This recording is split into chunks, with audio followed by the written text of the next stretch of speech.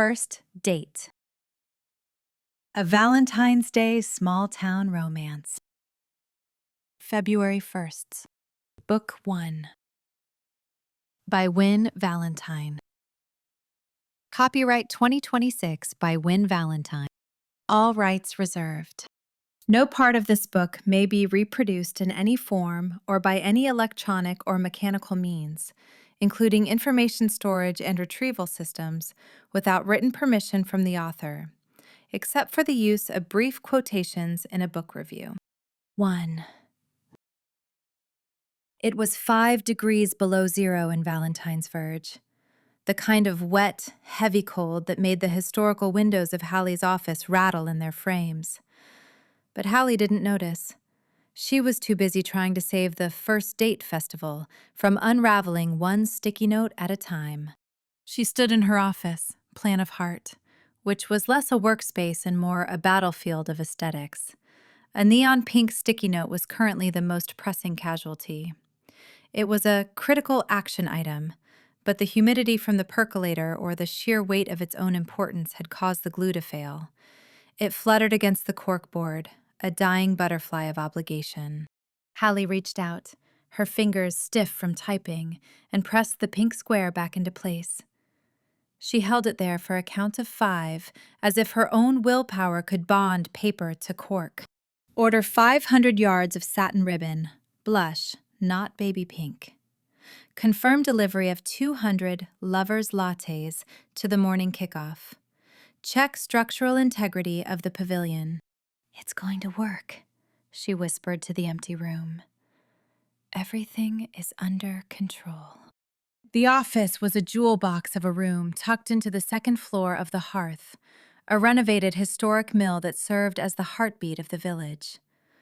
Outside her large, drafty window, the town was waking up to a fresh coat of February snow, the kind that looked like powdered sugar on a gingerbread house.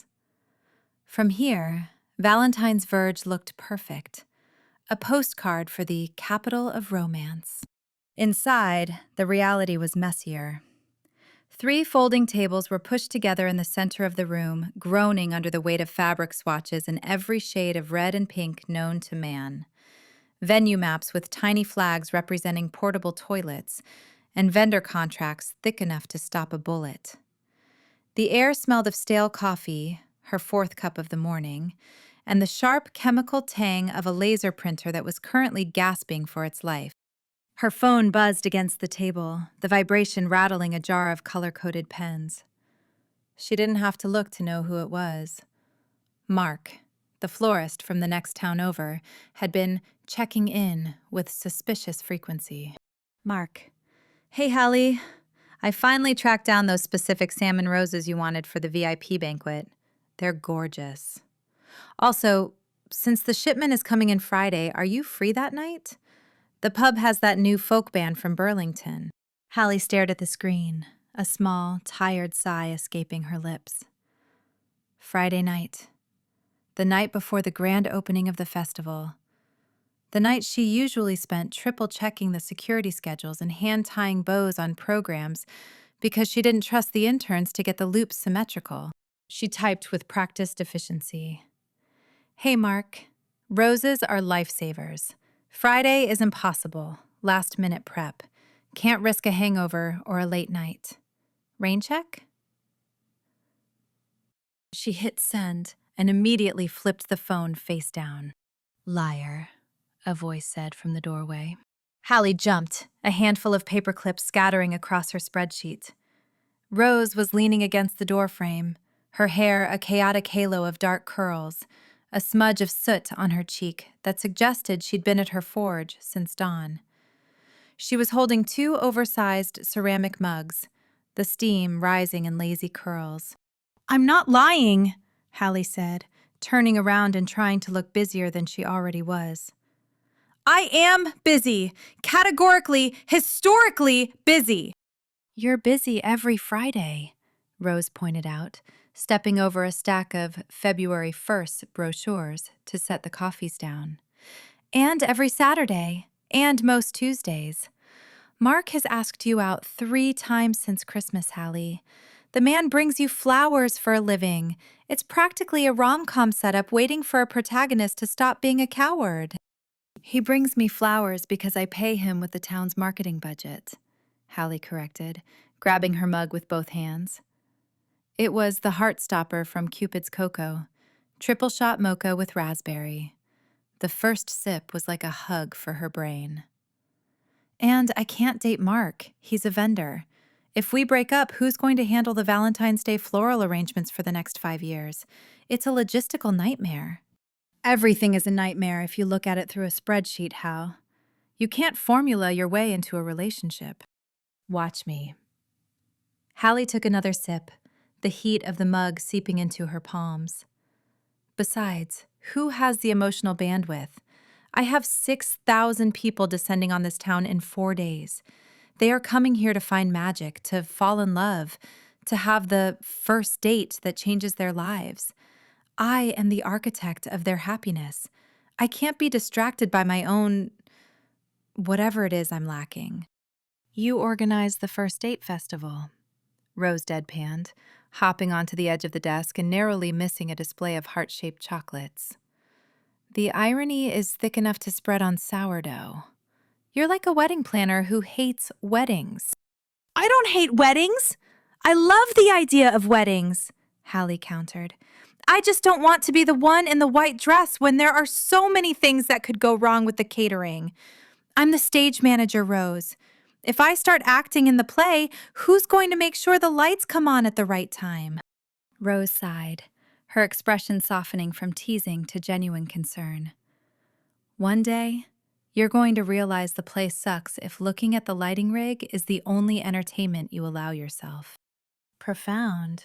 Did you get that from a fortune cookie at the takeout place? I got it from welding fumes and 3 hours of sleep. Listen, Isley is downstairs in her shop. She says if you don't eat something more substantial than a caffeinated bean, she's going to write a haiku about your malnutrition and pin it to the town square bulletin board. I ate, Hallie lied, her stomach immediately betraying her with a low growl. Liar again! Go get a muffin. I'll keep the sticky notes from escaping. Hallie smiled, the genuine, tired smile she only reserved for her inner circle. I can't. Not yet. I have to go check the pavilion. Mr. Miller, the old caretaker, retired last month, and the council hasn't hired a replacement yet. Apparently, I am now the director of facilities, along with everything else. Be careful, Rose called out as Hallie grabbed her heavy crimson wool coat from the brass hook. The wind is nasty today, and that pavilion is basically a kite with shingles. The walk to the Lovers Pavilion took 20 minutes, and by the 10th, Hallie was beginning to regret her choice of professional chic boots over her sensible snow ones. She trudged through the fresh powder, her breath coming in white puffs that vanished into the gray sky. Valentine's Verge was beautiful in the winter, but it was a demanding beauty. The town was built on a series of hills, and the pavilion sat on the highest point, overlooking the valley. As she climbed, she passed the town square, where the statue of the town founder stood, perpetually holding a stone heart that currently had a pigeon perched on it. Workmen were stringing fairy lights through the bare branches of the elms, the bulbs clicking together in the wind like frozen teeth. The pavilion loomed ahead, a grand Victorian octagon of white painted wood and intricate lattice work. From a distance, it was the crown jewel of the festival, the place where the first kiss tradition allegedly ensured a lifetime of happiness. Up close, however, the crown was tarnished. As Hallie climbed the steps, her boots thudded heavily on the wood. The paint was peeling in long, scabrous strips, revealing the gray, weathered timber beneath. It needed more than a touch-up. It needed a miracle. She walked the perimeter, her eyes scanning for the usual winter damage. A loose shingle here, a rusted nail there. Everything seemed standard until she reached the center. She stepped onto the large painted X where the legendary kisses were supposed to happen. Snap. The sound wasn't loud, not like a gunshot, but it was heavy. a sickening, hollow crunch that reverberated through her soles. Hallie froze. She shifted her weight, and the floorboard beneath her left foot dipped a full inch. "No," she whispered, the words stolen by the wind. "No, no, no." She dropped to her knees, heedless of the snow staining her crimson coat. She pushed her gloved hand against the wood. It didn't resist. It felt soft, spongy. "Rot," she breathed. She pulled a small, high-powered flashlight from her pocket, standard equipment for a woman who lived for contingencies, and shone it through the gap between the boards. The beam cut through the darkness of the crawl space beneath. What she saw made her stomach drop. The main support beam, a massive piece of cedar that should have been the backbone of the structure, looked like waterlogged cardboard. It was dark, crumbling in chunks, and had completely detached from the stone piling on the north side. The structure was literally hanging by a thread of healthy wood. If a crowd of tourists stood here for the opening ceremony, if 30 couples tried to recreate the first kiss simultaneously, the entire floor would collapse 20 feet into the ravine below. Hallie sat back on her heels, the panic rising in her throat, acidic and familiar. This wasn't just a maintenance issue. This was a catastrophe.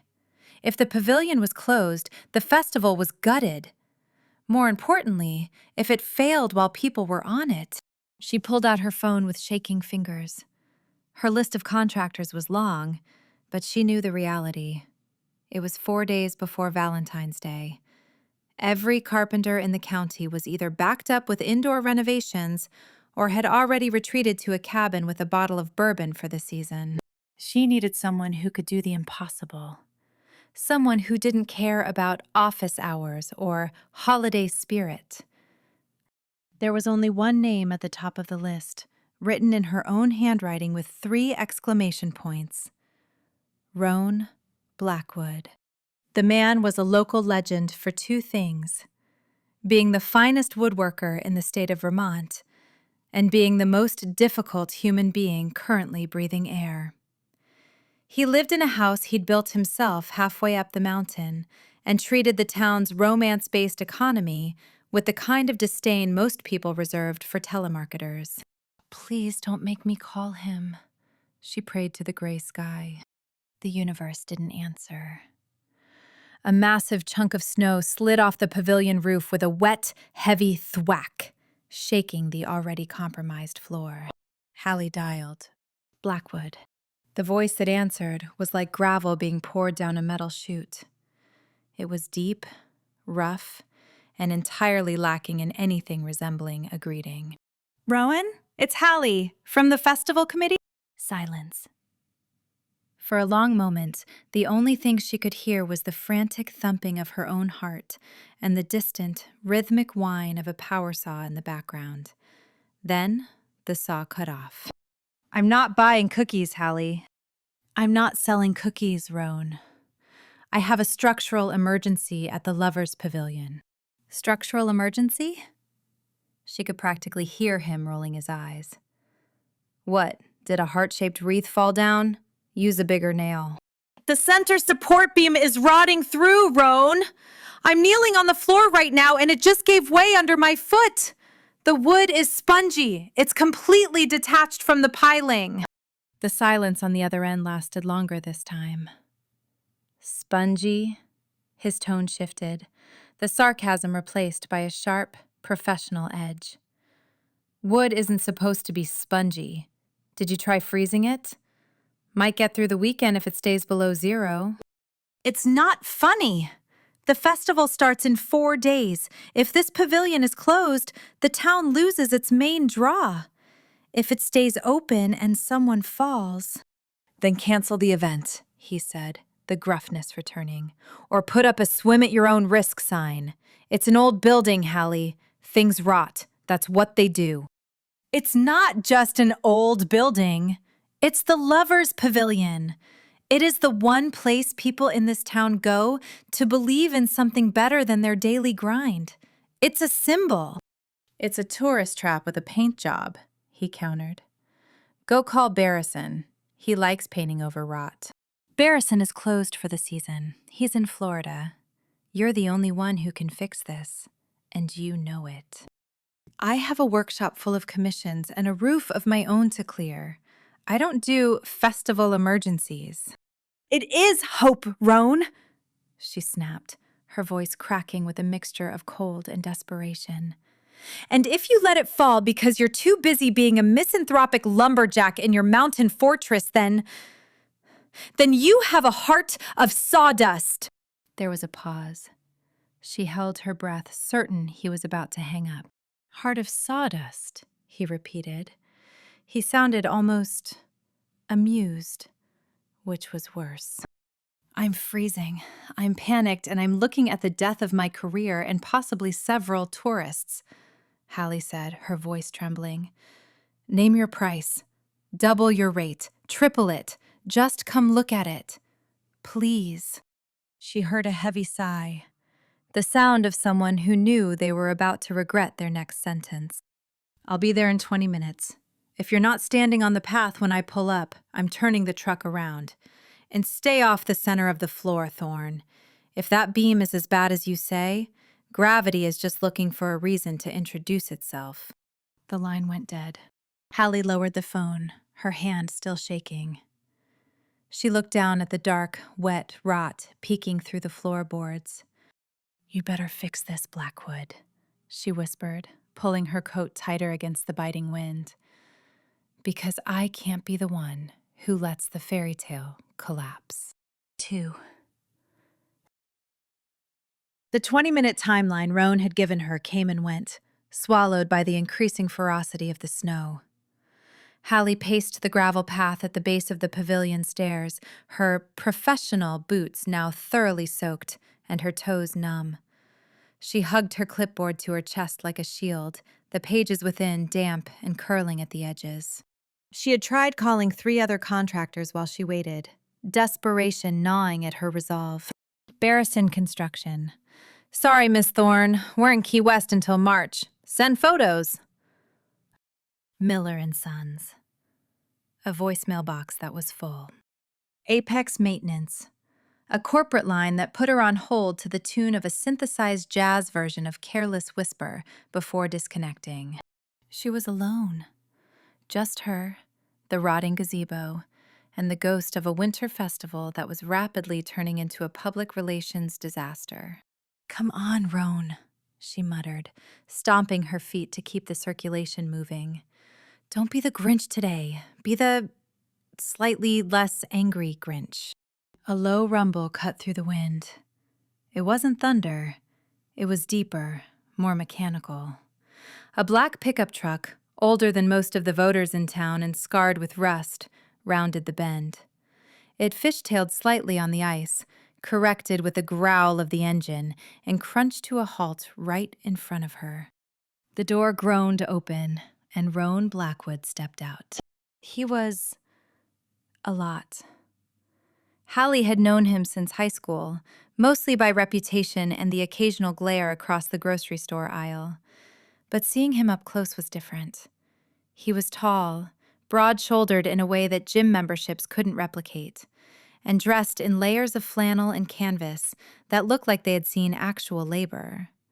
His beard was thicker than she remembered, a dark, well-groomed terrain that hid half his face, leaving only his eyes exposed.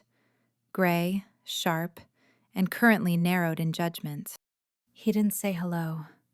He grabbed a heavy leather tool bag from the passenger seat, slammed the door, and walked toward her. You're still standing, he noted, his voice flat. Gravity hasn't won yet. I have excellent balance, Hallie said, trying to match his stoicism and failing as her teeth chattered. And I stayed off the center. Smartest thing you've done all day. He walked past her without breaking stride, heading up the stairs. Hallie scrambled to follow, her boots slipping on the icy treads. Wait! You need to see the— I know where the rot is, Hallie, he called back. I can smell it from the parking lot. He didn't stop until he reached the center of the pavilion floor. He didn't stomp like she had. He moved carefully, testing the boards with the toe of his heavy work boot before committing his weight. He knelt down, pulling a pry bar from his bag. Crack. With a single efficient motion, he ripped up the floorboard she had stepped on. The smell wafted up instantly, damp, earthy, and unmistakably dead. It was the scent of a forest floor, not a building. "Well?" Hallie asked, hovering near the railing as instructed. "Is it fixable?" Rowan shone a flashlight into the hole. He poked something with a screwdriver. A chunk of wood the size of a brick crumbled and fell into the crawl space. He stood up, wiping his hands on his pants. "It's a disaster." Hallie felt the blood drain from her face. Disaster as in expensive, or disaster as in condemned? Disaster as in the main carrier beam is 70% compost, Roan said bluntly. The posts on the north side have shifted due to frost heave. The only thing holding this floor up is the cross bracing and pure habit. Can we patch it? Patch it? No. You can't patch gravity, Hallie. You need to jack up the entire structure, cut out the rot, pour new concrete footings, and replace the beam with a treated timber or steel. 2 weeks of work, minimum. "I have 4 days, she whispered. "Then you have a canceled festival," he said, turning to walk away. "It's unsafe. I'm not signing off on it." "No!" Hallie moved to block his path. It was a ridiculous gesture. He was a moving wall of granite, and she was a very cold woman in a red coat. But she stood her ground. "There has to be a way. Please, Roan. I have the budget. I'll pay whatever you want. I'll name the pavilion after you. The Roan Blackwood Center for Romantic Architecture." "God forbid," he shuddered. "Keep my name off this tourist trap." "Please, it has to open. People are coming.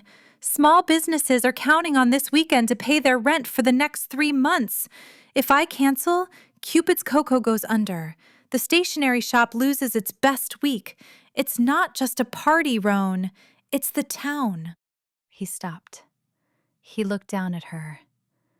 For the first time, she saw something flicker in his eyes. Not pity, exactly, but recognition. He knew what it was like to carry something heavy. He looked back at the hole in the floor. He sighed, a long exhale that puffed white in the cold air. "We can crib it," he said reluctantly. "Crib it?" "Go underneath. Build a temporary support structure. Stack timbers, cribbing, to take the load off the beam. It's not a permanent fix, but it will hold for the weekend. It's solid." Relief flooded Hallie's chest, so intense, firmly nearly dizzy. "Yes, let's do that. Whatever cribbing is, I love it." "I need help," he said. "It's a 2-person job. I need someone to hold the jacks and set the blocks while I shim them. And since you're the only one here..." He trailed off, looking pointedly at her coat. "You want me to help?" "Unless you have a structural engineer in your pocket." "I can help.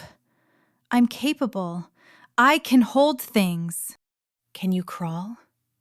He pointed to the lattice skirting at the base of the pavilion. A small snow-covered hatch was barely visible. "We have to go under. It's mud, spiders, and likely some raccoon droppings." Hallie looked at the hatch. Then she looked at the pristine white paint of the pavilion above. She unbuttoned her coat. "What are you doing?" Roan asked. "My coat is dry clean only," she said, tossing it onto a bench. She stood there in her thick, cream-colored wool sweater. "The sweater is washable. Let's go." Roan blinked. He looked at the coat, then back at her. A corner of his mouth twitched, almost a smile, but he suppressed it instantly. "Grab the light," he said, handing her the heavy flashlight. "And don't scream if you see a rat. It scares them."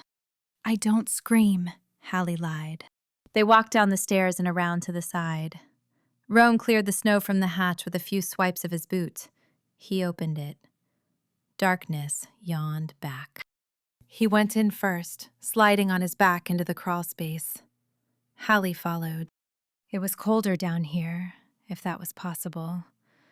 The earth smelled of frozen mud and old stone. The ceiling, the underside of the floor, was a maze of joists and cobwebs. "Over here!" Rowan's voice echoed in the cramped space. Hallie crawled toward him, her knees instantly soaking through her jeans. "It's intimate," she joked nervously. "It's structural," Roan corrected. "Shine the light on that corner content." She aimed the beam. The stone pier was clearly tilted, pulled away from the wood by the freezing ground. "Okay," Roan said, shifting his position. He was close now, his shoulder brushing hers as he maneuvered a heavy hydraulic jack into place. "I'm going to lift it, just a fraction of an inch. When I say now, you slide this block under the beam. Got it?" "Got it. Lift, slide, don't die." "Preferably not." He started to pump the handle of the jack. Creak. The wood groaned above them. Dust rained down on Hallie's hair. "It's moving," she whispered. "Physics," Roan grunted. "Okay, almost. Now!" Hallie shoved the block of wood into the gap. "Good," Roan said. He released the pressure. The beam settled onto the block with a solid thud. "That's one. We need 3 more." They worked in a rhythm, Rowan lifting, Hallie blocking. For 20 minutes, they weren't the event planner and the grump. They were a team. Hallie found herself watching his hands, large, scarred, incredibly capable, as they manipulated the tools. He didn't waste movement. Everything was precise. "Last one," Rowan said, wiping sweat from his forehead despite the cold. "You doing okay, Thorne?" "I'm cold, wet, and I think a spider is currently building a condo in my hair," Hallie said. "But the floor isn't collapsing." Small victories. He positioned the last jack. Boom! A massive sound, like a cannon shot, shook the ground. "What was that?" Hallie yelled, dropping the block. Woomph! Suddenly, the light from the hatch, the gray rectangle of sky they had crawled through, vanished. Darkness slammed down on them. "The roof," Rowan said, his voice sharp. "Snowslide. A big one." It blocked the door? "It buried the door." Rowan flicked on his headlamp, the beam cutting through the dust. He crawled back to the hatch and pushed. He shoved his shoulder against the wood. It didn't budge. "It's packed tight," he said. "Must be 5 feet adrift against this side." Hallie felt her breath hitch. "We're trapped?" "We're stuck," Roan corrected. "Trapped implies no exit. Stuck means we just have to work harder." "Is there another exit?" "No." "So we're trapped." "Semantics," he muttered. He crawled back to where she was huddled by the pier. "Okay, don't panic. The air supply is fine. The lattice is breathable." "What about the temperature?" Hallie asked, her teeth starting to chatter again. "It's 10 degrees, Roan, and I left my coat upstairs." Roan looked at her. He saw the tremor in her hands. He saw the way her lips were turning a pale, concerning shade of blue. "We can't stay here," he said. "We need to get out. Now." "How? You said the door is buried." "The door is buried," Rowan said, looking at the far side of the crawlspace, where the lattice was covered in ivy but not buried by the drift. "But the walls are just wood." He rolled onto his back again, positioning himself under the lattice panel on the south side. "Cover your face," he ordered. "Why?" "Because I'm about to break something." Hallie pulled her sweater collar up over her nose. Roan drew his legs back and kicked. His heavy boots slammed into the lattice. Crack! The wood splintered. He kicked again. Crash! A hole appeared, revealing the swirling white of the storm outside. The wind howled in, instantly dropping the temperature another 10 degrees. "Go!" he shouted over the wind. "Out! Now!" Hallie scrambled through the broken lattice, scratching her cheek on a splinter but not caring. She tumbled out into the snow. Roan followed, pulling his tool bag with him. They stood up. The world was white. The path was gone. The road was a vague suggestion. "My coat!" Hallie turned back toward the stairs. "Leave it!" Roan grabbed her arm, spinning her around. "We can't go up there. The wind is hitting 60 miles an hour on the ridge. We need shelter." "Where?" "The maintenance shed." He pointed downhill, where a small stone building was barely visible through the squall. "It has a stove. Run!" They ran. It wasn't a graceful run. It was a stumble, a fight against snow that was rapidly reaching their knees. Hallie slipped, falling face first. Strong hands grabbed her waist and hauled her up. "Keep moving!" Roan yelled. They reached the shed. Roan fumbled with a key from his ring. He had keys to everything, apparently, and shoved the door open. They tumbled inside, out of the wind. Rowan slammed the door and threw the deadbolt. The silence was sudden and ringing. Hallie leaned against the workbench, gasping for air. Her lungs burned. Her hands were numb. She looked at Roan. He was leaning against the door, chest heaving. He looked at her, snow melting in his beard. "Well," he rasped, "the floor is stabilized." Hallie let out a burst of laughter that sounded suspiciously like a sob. "Happy Valentine's Day, Sen." Roan Blackwood didn't do panic. Panic was inefficient. It wasted energy that could be better spent on leverage, torque, or thermal dynamics. But as he looked at Hallie Thorne, standing in the middle of the maintenance shed, shivering so hard her teeth were audibly clicking, he felt a flicker of something that wasn't quite panic, but was definitely a close cousin. She was turning blue. "Okay," he said, his voice sounding rougher than usual in the small stone room. "First things first, heat." He dropped his tool bag and moved to the wood stove in the corner. It was an ancient cast-iron beast, a relic from the days when the shed was used by the groundskeepers who actually lived on the property. He prayed there was still wood in the bin. He flipped the lid. 3 dry logs and a handful of kindling. It wasn't much, but it was enough to start. "Don't just stand there," he commanded over his shoulder.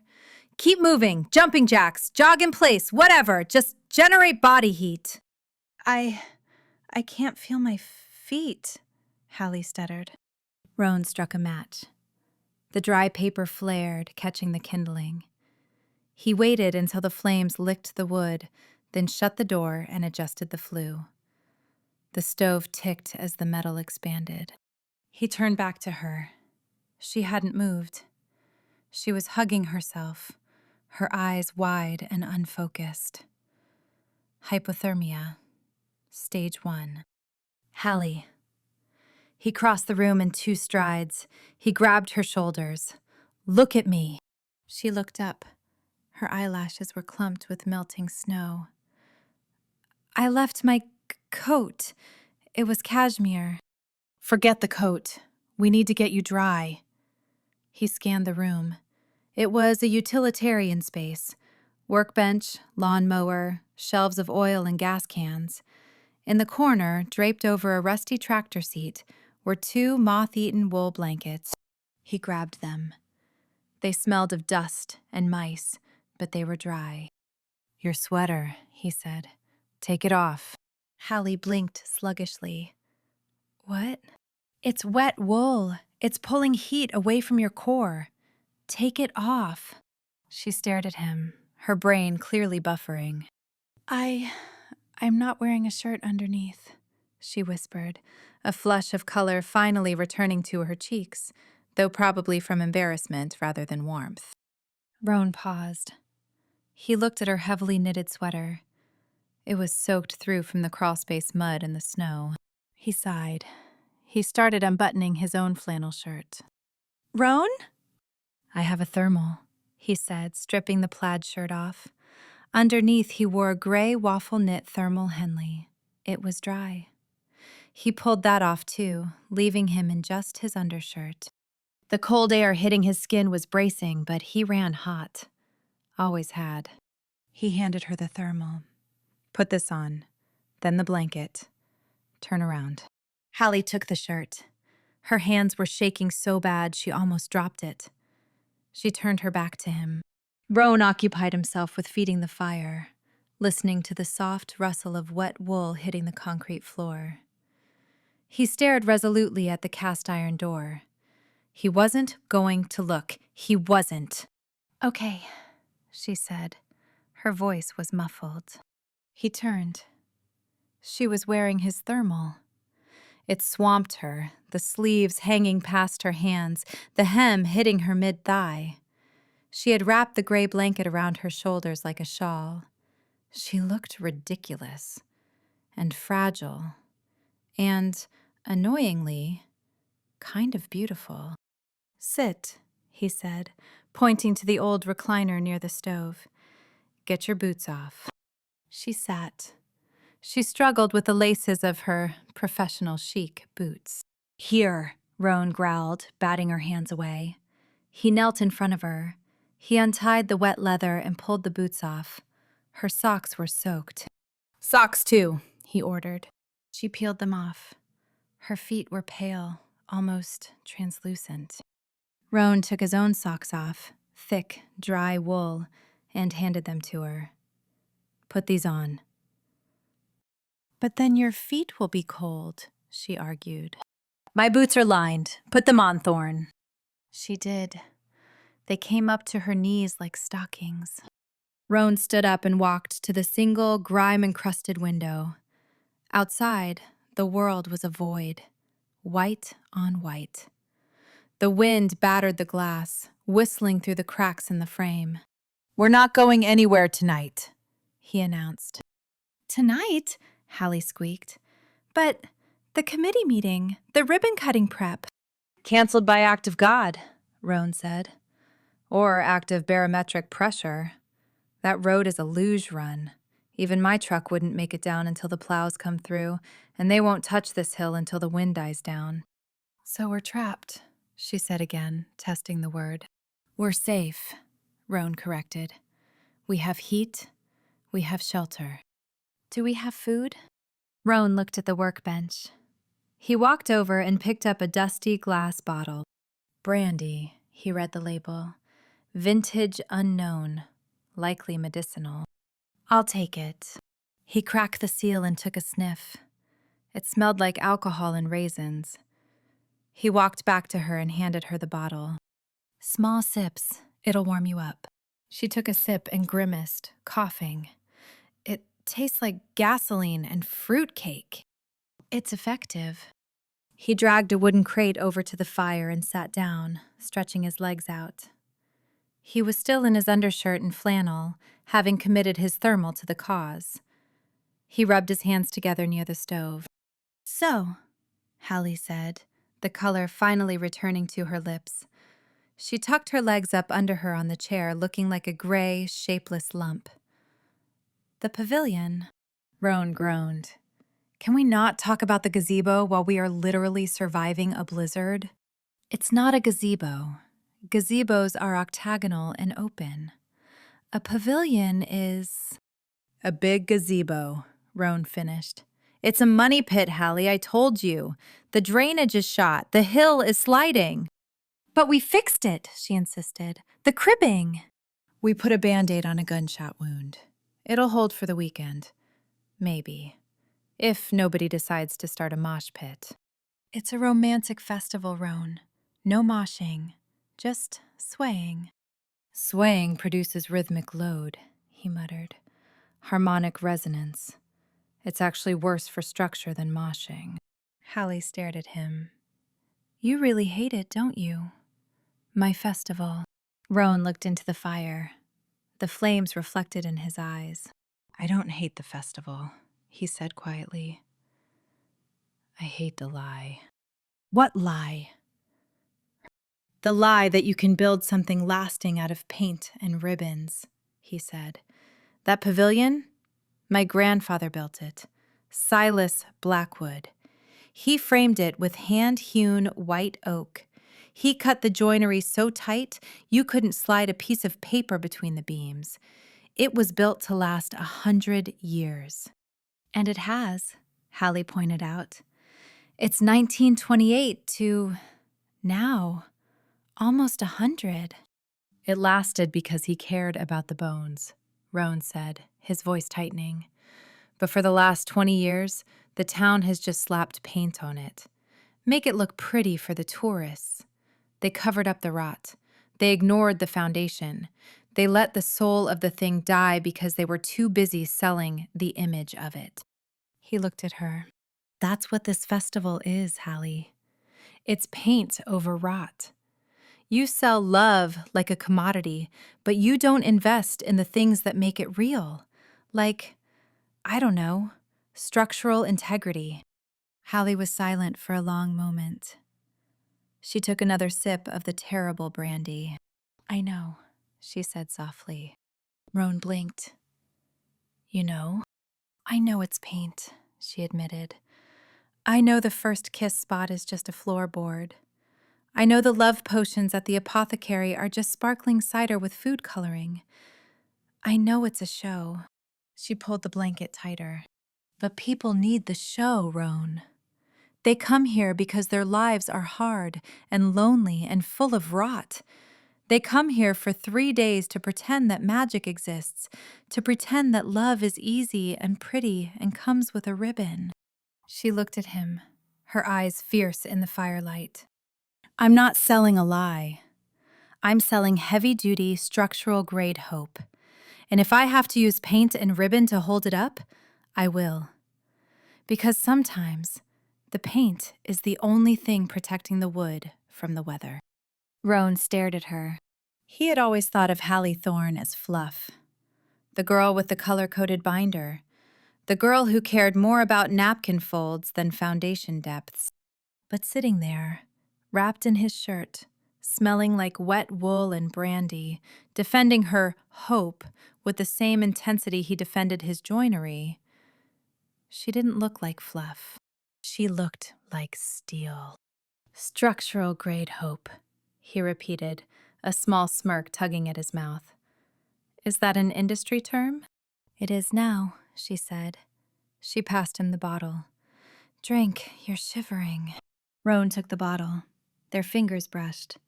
Her skin was warm now. I'm not shivering, he lied. I'm vibrating with suppressed rage at the quality of this brandy. Hallie laughed. It was a real laugh, not her client meeting laugh. It was raspy and tired and genuine. So, she said, leaning her head back against the greasy upholstery of the chair. Since we're stuck, tell me about Silas. Tell me how he built it. Roan took a drink. The brandy burned all the way down. He started with the stone, Roan began, his voice dropping into the storytelling cadence he rarely used. He didn't trust concrete. He went to the river and pulled the granite himself. As the storm howled outside, burying the world in white, Roan Blackwood sat on the concrete floor and talked about stone and wood. And for the first time in a long time, he felt like someone was actually listening to the bones of the story. 4. Morning came not with sunlight, but with a subtle shift in the gray. The wind had died down to a low moan, like a dog exhausted from barking at the mailman. Hallie woke up with a crick in her neck that felt like she'd slept on a pile of rocks, which, given the suspension of the ancient recliner, wasn't far from the truth. She blinked, her eyes gritty. The fire had burned down to embers, casting a dull orange glow on the concrete floor. Rowan was asleep. He was sprawled on the floor, his head resting on his tool bag, wrapped in the second moth-eaten blanket. One arm was flung over his eyes. His chest rose and fell in a slow, steady rhythm. Hallie watched him for a moment. It was rare to see Roan Blackwood at rest. Usually, he was a blur of motion, sawing, hammering, scowling, driving his truck like he was late for a war. Asleep, the deep furrow between his brows had smoothed out. He looked younger, less like the mountain man of misery everyone called him behind his back. She shifted, and the recliner squeaked. Rowan was awake instantly. No grogginess, no stretching. His arm dropped and his gray eyes snapped open, locking onto hers with terrifying clarity. "Morning," he rasped. "Morning," Hallie whispered. "You sleep like a ninja." He sat up, rubbing a hand over his face. The sound of his palm against his beard was scratchy and intimate. "Force a habit. My roof leaks. I learned to wake up at the first sound of dripping." "Does it really?" "No, I fixed it 3 years ago, but the habit stayed." He stood up and stretched, his spine cracking audibly. He walked to the window and wiped a circle in the condensation. "Well?" Hallie asked, pulling the thermal shirt tighter around her knees. "Are we still buried?" "Storms broke," he said. "Drifts are high, maybe 4 feet against the door. But the sun is trying to come out." He turned to the stove, opened the door, and stirred the embers. He added the last log. "We need to get out of here," he said, "before we run out of fuel." "How? If the door is blocked?" "We dig." He walked to the corner and grabbed a rusty snow shovel that looked like it had fought in WWII. "I'll go out the window, dig out the door from the outside." "The window doesn't look big enough for your shoulders," Hallie noted. He glanced at her, a hint of a smirk touching his lips. "I'll squeeze. You stay here. Keep the blanket on." He wrestled the window sash up. It groaned and protested, but finally gave way. A blast of freezing air hit the room. Roan tossed the shovel out, then hauled himself up onto the sill. He contorted his large frame through the opening, disappearing into the snowbank outside with a grunt. Hallie sat alone in the silence. She looked around the shed. Yesterday it had been a prison. Today, in the soft morning light, it felt oddly safe. A bubble outside of time. No emails, no sticky notes, no expectations. She looked at her phone. Dead.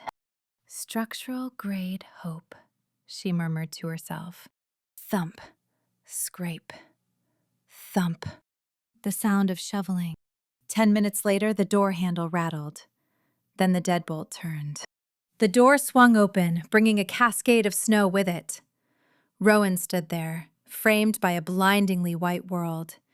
He was breathing hard, steam rising from his shoulders. "Carriage awaits, Your Highness," he said. Hallie stood up.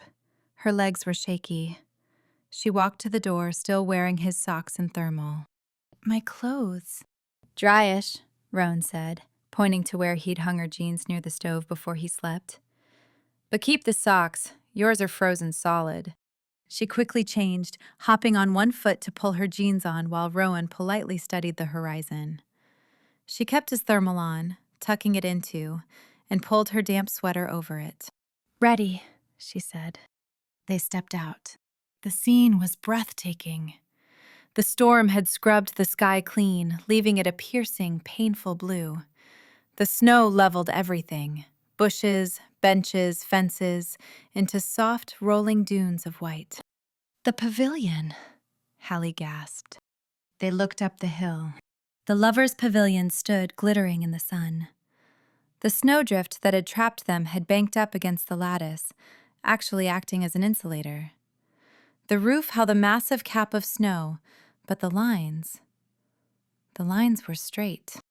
"It held," Roan said, sounding surprised. "The cribbing held."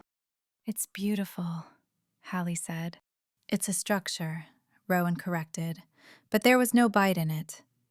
"Come on. My truck is buried, but it has 4 low. I can get us down the hill."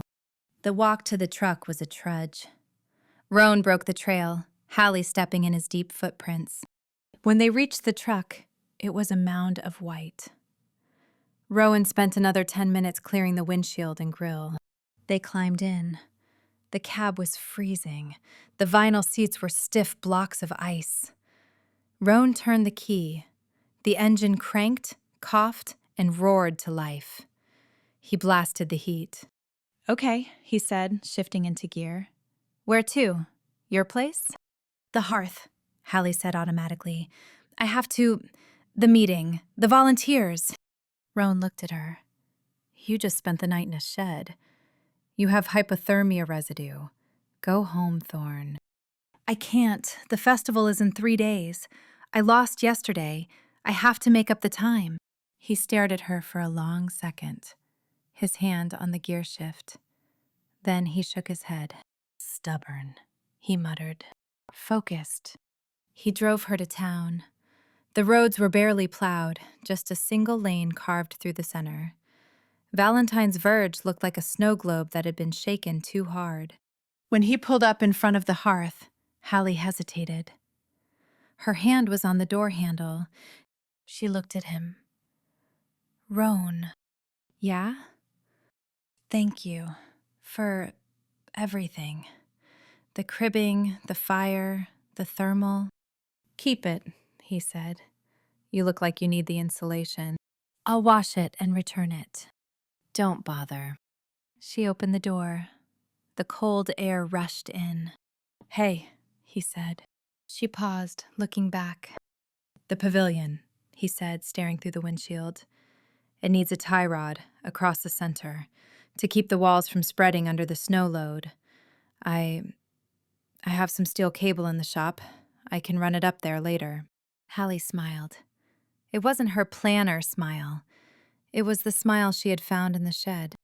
"You're going to fix it. I'm going to stabilize it," he corrected, "so it doesn't kill anyone. Don't read into it." "I wouldn't dream of it." She hopped out. As she watched him drive away, the black truck disappearing into the white tunnel of the street, Hallie touched the waffle-knit fabric of the shirt under her sweater. Structural grade hope. Maybe it wasn't just an industry term after all. She turned and walked into the hearth. "Hallie!" Rose screamed from the top of the stairs. "Where have you been? We called the police. We thought you were dead in a ditch." "I'm fine," Hallie called back, taking the stairs 2 at a time. "I was just checking the foundation." "All night?"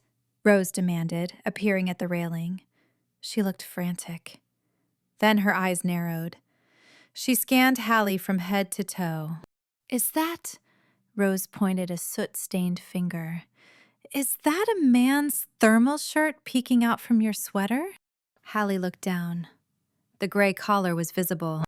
"It was cold," Hallie said, brushing past her friend. "We have work to do. Did the ribbon arrive?" Rose followed her into the office. "Forget the ribbon. Who owns the shirt, Hallie? Start talking or I start guessing. And my first guess is the Yeti." Hallie sat down at her desk. The pink sticky note was still there. "Order 500 yards." She picked up a pen. "It's not a Yeti," Hallie said, smiling at the sticky note. "It's a carpenter." Rose gasped. "Blackwood? You spent the night with Roan Blackwood?" "We were trapped in a shed. It was strictly survival." "Uh-huh," Rose said, grinning like the Cheshire Cat. "Survival. Is that what the kids are calling it these days?" "Go weld something, Rose," Hallie said, but she couldn't stop the blush rising in her cheeks. She looked out the window toward the mountain. Somewhere up there, Roan was driving home. Phase 1 of the festival was complete. The stage was set. But for the first time, Hallie wasn't just watching the lights. She was wondering if she might actually be in the play. Fool. Rowan Blackwood lived in a house that was 50% fortress, 50% architectural digest, and 0% cozy. It sat on a granite ledge halfway up Black Mountain, overlooking the valley like a gargoyle.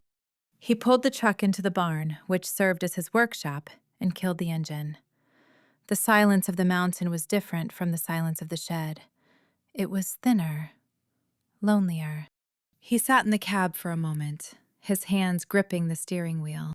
He could still smell her. It wasn't perfume. It was something subtler. Vanilla, maybe, and cold air, and the faint, sweet scent of that terrible brandy. It clung to the upholstery of his passenger seat. It clung to his memory. "Get a grip," he muttered. He climbed out, grabbing his tool bag. He walked into the workshop. This was his sanctuary. The air smelled of sawdust, linseed oil, and clean steel. It was orderly. Every chisel had a place. Every clamp was hung by size. It was a world he could control, unlike the world involving Hallie. He walked to the main bench. A half-finished dining table for a client in Boston sat there, a slab of live-edge walnut that alone was worth more than his truck. He ran a hand over the grain. Smooth. Perfect. Predictable. His phone, which he'd plugged into the shop charger, pinged. It had resurrected itself. 3 missed calls from Isley, 2 texts from his mother, asking if he had snow tires on, as if he hadn't been driving in Vermont for 30 years. And 1 voicemail. He clicked play. "Roan, it's Hallie." Her voice sounded tinny through the speaker, but he could hear the wind in the background. This must have been from yesterday, before the signal died. I assume you're not coming. That's fine. I get it. I'll figure it out. But I just wanted to say that the pavilion isn't just about ribbon. It matters. To me. So, yeah. Enjoy your mountain." The message ended. Roan stared at the phone. It matters. To me. He thought about her in the shed. The way she had defended her structural-grade hope with that fierce, terrified look in her eyes. The way she had put on his socks without complaining about the smell. The way she had looked in his shirt, swallowed by it, yet somehow filling the room. He groaned, rubbing the back of his neck. Damn it. He walked over to the supply rack in the back corner. Coils of steel cable hung there, heavy and cold. He grabbed a spool of 3/8-inch aircraft cable. He grabbed turnbuckles, heavy-duty eye hooks. He wasn't fixing the gazebo for the town. The town could rot. He wasn't fixing it for the festival. He was fixing it because he was a builder, and he couldn't stand the thought of bad structural engineering. That was what he told himself as he loaded the truck. That was the lie. By noon, Roan was back at the pavilion. The sun was high now, turning the snow into a blinding sheet of diamonds. The wind had died completely. He worked alone. He preferred it that way. He crawled back under the crawl space. The hatch was easier to open now that he accessed it from the side he dug out. He inspected their handiwork. The jacks were holding. The cribbing was solid, but the walls were still under tension. The roof load was pushing them outward. If too much snow piled up, or if the harmonic resonance of 100 dancers hit the wrong frequency, the walls could bow and the roof would pancake. He drilled into the top plates of the wall framing. He ran the steel cable across the width of the octagon, creating a tension tie. He tightened the turnbuckle until the cable sang like a guitar string. It wasn't pretty. It cut right across the headspace of the interior, but it would hold the walls in. He climbed out, sweating despite the cold. He walked up the stairs to the main floor. He checked the floorboards. The center was still spongy. He couldn't fix the rot without demolition, but he could reinforce it from the top. He went to the truck and grabbed a sheet of 3/4-inch plywood. He cut it into a heart shape with his jigsaw. He spent an hour sanding the edges so no one would trip. He carried it up and screwed it directly over the rotting X. It looked intentional. A heart in the center of the floor. "There," he muttered, standing up and brushing sawdust from his knees. "Now it's a feature, not a hazard." A crunch of gravel behind him. He turned. It wasn't Hallie. It was Isley Street, James. The town's resident scribe and Hallie's best friend stood at the bottom of the stairs. She was wrapped in a vintage wool cloak that made her look like she'd walked out of a Dickens novel. She was holding a thermos. "We saw the truck," she said softly. "I'm just securing the cable," Roan said defensively. "Don't want the roof coming down." "Of course not." Isley walked up the stairs. She stopped at the plywood heart. She looked at it, then at him. A small, knowing smile touched her lips. "Hallie is in a meeting with the porta-potty vendors," Isley said. "She's stressed about sanitation ratios." "Sounds riveting." "She was wearing a very large, very gray thermal shirt this morning," Isley commented, looking at the view. "Rose thinks she stole it from a hobo. I had a different theory." Roan crossed his arms.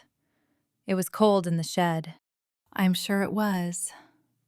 Isley turned to him. Her eyes were dark and far too perceptive. "She cares about this, Roan. More than she should." "I know. She thinks she has to hold it all up by herself. The festival, the town, her friends." "She needs better support beams," Rowan said, tapping the cable he'd just installed. "Maybe she just needs a co-contractor," Isley suggested. She set the thermos on the bench. "Coffee, black, no sugar. Hallie said that's how you drink it." She turned and walked back down the stairs, her cloak swirling in the snow. Roan watched her go. He looked at the thermos.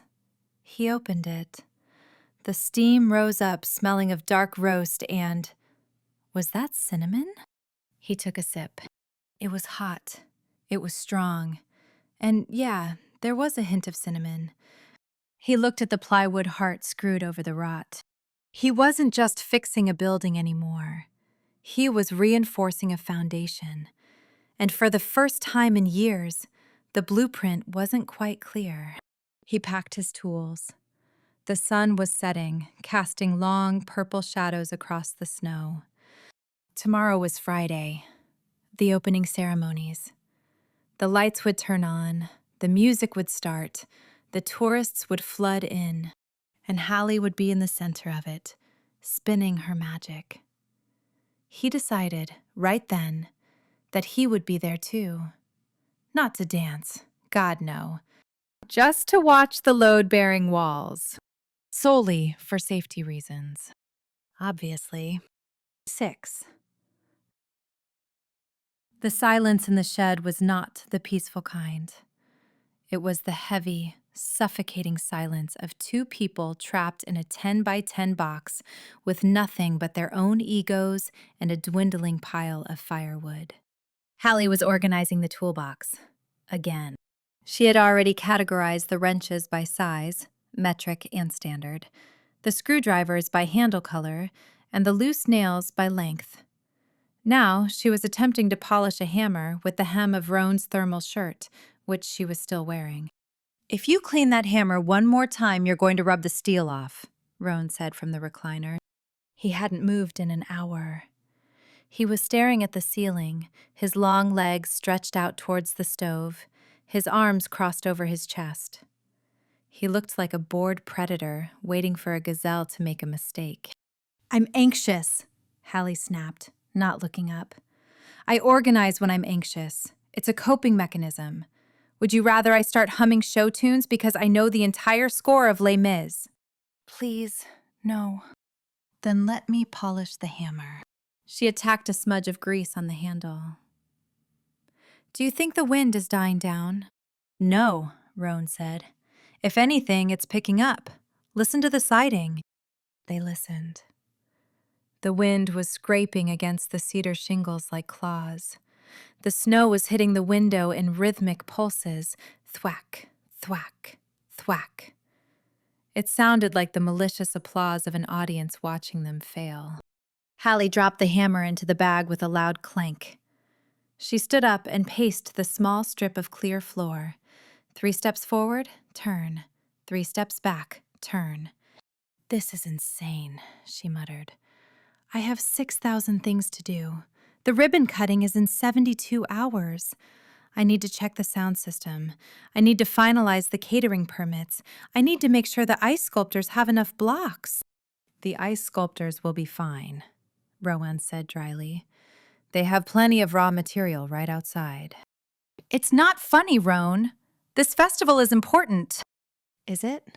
The question hung in the air, heavier than the wood smoke. Hallie stopped pacing. She turned to look at him. Excuse me? Rowan sat up, swinging his legs off the recliner. He leaned forward, elbows on his knees, and fixed her with that slate-gray stare. Is it important?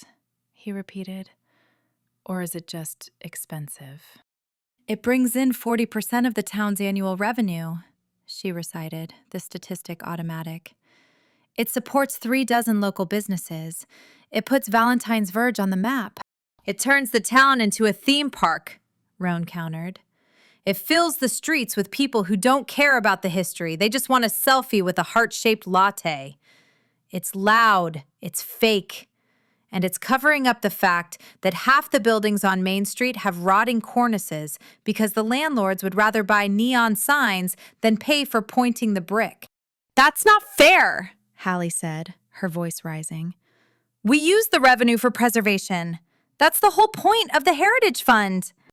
The Heritage Fund bought a new gazebo for the park last year, a vinyl one, made in China, because the old one was beyond repair. Nothing is beyond repair if you actually care about it, Roan said quietly. Hallie felt her cheeks heat up. I care. I care about this town just as much as you do. I just don't think we have to live in a museum to respect the past. Things change, Roan. People want joy. They want color. They want to feel something. And you think a festival makes them feel something? Yes, I see it every year. I see couples who have been married for 50 years dancing in the square. I see teenagers holding hands for the first time. I see people connecting. They're connecting with a marketing campaign, Rowan said. It's manufactured emotion, Hallie. It's sugar water. It tastes good for a second, but it rots your teeth. And what do you offer them? Hallie shot back. Granite? Cold, hard reality? Here's a stone wall. Try not to freeze to death against it. Roan stood up. In the small room, he was overwhelming. He took a step toward her. I offer them shelter, he said, his voice low. I build things that keep the wind out. I build roofs that don't leak. I build foundations that don't shift when the world gets cold. That's not marketing, Hallie. That's survival. Hallie held her ground, though she had to tilt her head back to look him in the eye. Survival isn't enough. People need more than just a roof. They need a reason to stay under it. They stared at each other. The air between them crackled, charged with kinetic energy. It wasn't just anger. It was something else. Something hot and dangerous that Hallie refused to name. You really believe that, don't you? Rowan asked, his expression unreadable. You actually believe in the fairy tale. I have to, Hallie whispered, because the alternative is just cold. The wind howled outside, a lonely, desolate sound. Rowan looked at her for a long moment. Then he sighed, the fight draining out of him. He ran a hand through his hair, messing up the dark waves. I need wood, he said abruptly. The bin is empty. He grabbed his coat and headed for the door, leaving Hallie standing in the center of the room, her heart pounding a rhythm that had nothing to do with festival planning. 7. Darkness didn't fall. It encroached. The gray light of the storm faded into a bruised purple and then into a black so absolute it felt heavy. Inside the shed, the only light came from the wood stove. Roan had found a stash of seasoned oak in the lean-to attached to the back of the shed, enough to keep them from freezing, but not enough to be wasteful. He sat on the floor, whittling a piece of scrap cedar with his pocket knife. Shick, shick, shick. The sound was rhythmic, soothing. Hallie was sitting in the recliner again, wrapped in the gray blanket. She was watching the flames through the glass door of the stove. "The battery on the lantern died," she said softly. "I know. And my phone is dead. I know. And I'm hungry." Rowan stopped whittling. He looked up. "There's a granola bar in my tool bag. I forgot about it. It's probably stale." Hallie scrambled off the chair and dove into the canvas bag. She surfaced with a foil wrapper. "Nature Valley, oats and honey, the crumbling bricks of sustenance." "Careful, it counts as a choking hazard." She tore it open and broke it in half. She held one piece out to him. "Split it." Roan looked at the offering. "You eat it. You're smaller. Your metabolism burns hotter to keep warm." "That's not how science works, Roan. Take the damn bar." He took it. Their fingers brushed. His were calloused and cool. Hers were warm and soft. They ate in silence, the crunch of the granola loud in the quiet room. "Why do you hate it?" Hallie asked suddenly. Roan didn't pretend to misunderstand. "I don't hate granola. The festival, the romance, the hope." Rowan chewed slowly, swallowing hard. The oats were dry. "I don't hate hope, Hallie. I hate false hope." "Is that a personal philosophy, or is there a story?" "There's always a story," he muttered. He tossed the rest of the bar into his mouth and brushed the crumbs from his flannel. Usually a boring one. "We have nothing but time. Bore me." Rowan looked at the fire. The flames danced, casting long, flickering shadows on the stone walls. It was easier to talk to the fire than to look at her, at those wide, expectant hazel eyes that seemed to see right through his layers. "Her name was Jessica," he said. The name tasted like ash. "She was efficient, like you, a planner. She worked in finance in Burlington." "What happened?" "We were building a house, together. I designed it, timber frame, passive solar. It was going to be perfect. Every joint was hand-cut. I spent weekends milling the flooring from trees I felled on the property." He picked up the cedar stick again, turning it over in his hands. "She wanted it done by Christmas," he continued. "She had a vision, a party. She wanted to host her family, show off the rustic dream life. I told her the wood needed to acclimate. I told her the plaster needed to cure. She didn't care. She hired contractors to rush the finish work while I was at my day job." "They used sheetrock?" Hallie guessed, her voice quiet. "They used green lumber," Rowan said, the disgust still fresh in his voice. "And they covered it with cheap drywall. They painted it eggshell white. By February, the walls were cracking. The floors were cupping. The house was fighting itself because it hadn't been allowed to settle." He shaved a thin curl of wood from the stick. "She left in March," he said. "She said I cared more about the wood than I did about her timeline. She said I was impossible to live with because I couldn't just enjoy the house as it was. I couldn't ignore the cracks." "And the house?" "I sold it. I couldn't fix it. The structure was compromised." Hallie was silent. The wind whistled through the chimney. "So," she said finally, "you think I'm her. You think I'm rushing the finish work. Aren't you?" Roan looked at her then. "You're putting plywood over rot, Hallie. You're hanging ribbons on a building that wants to fall down. You're prioritizing the party over the foundation." "I'm not her," Hallie said fiercely. "I'm not doing it for a party. I'm doing it because if I don't, who will?" "What does that mean?" Hallie pulled her knees up to her chest. "My parents left when I was 6. They didn't die, they just left. They were free spirits. They wanted to follow a band. They left me with my grandmother." Roan paused. He hadn't known that. Gran didn't know what to do with a kid. Hallie said, staring into the fire.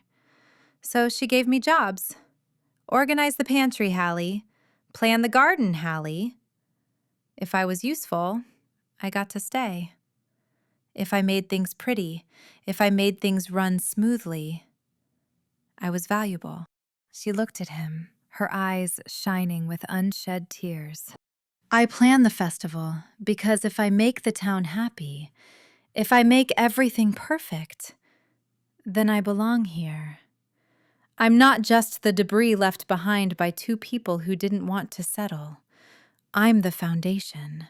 Roan felt a crack in his chest, a structural failure in the walls he had built around himself.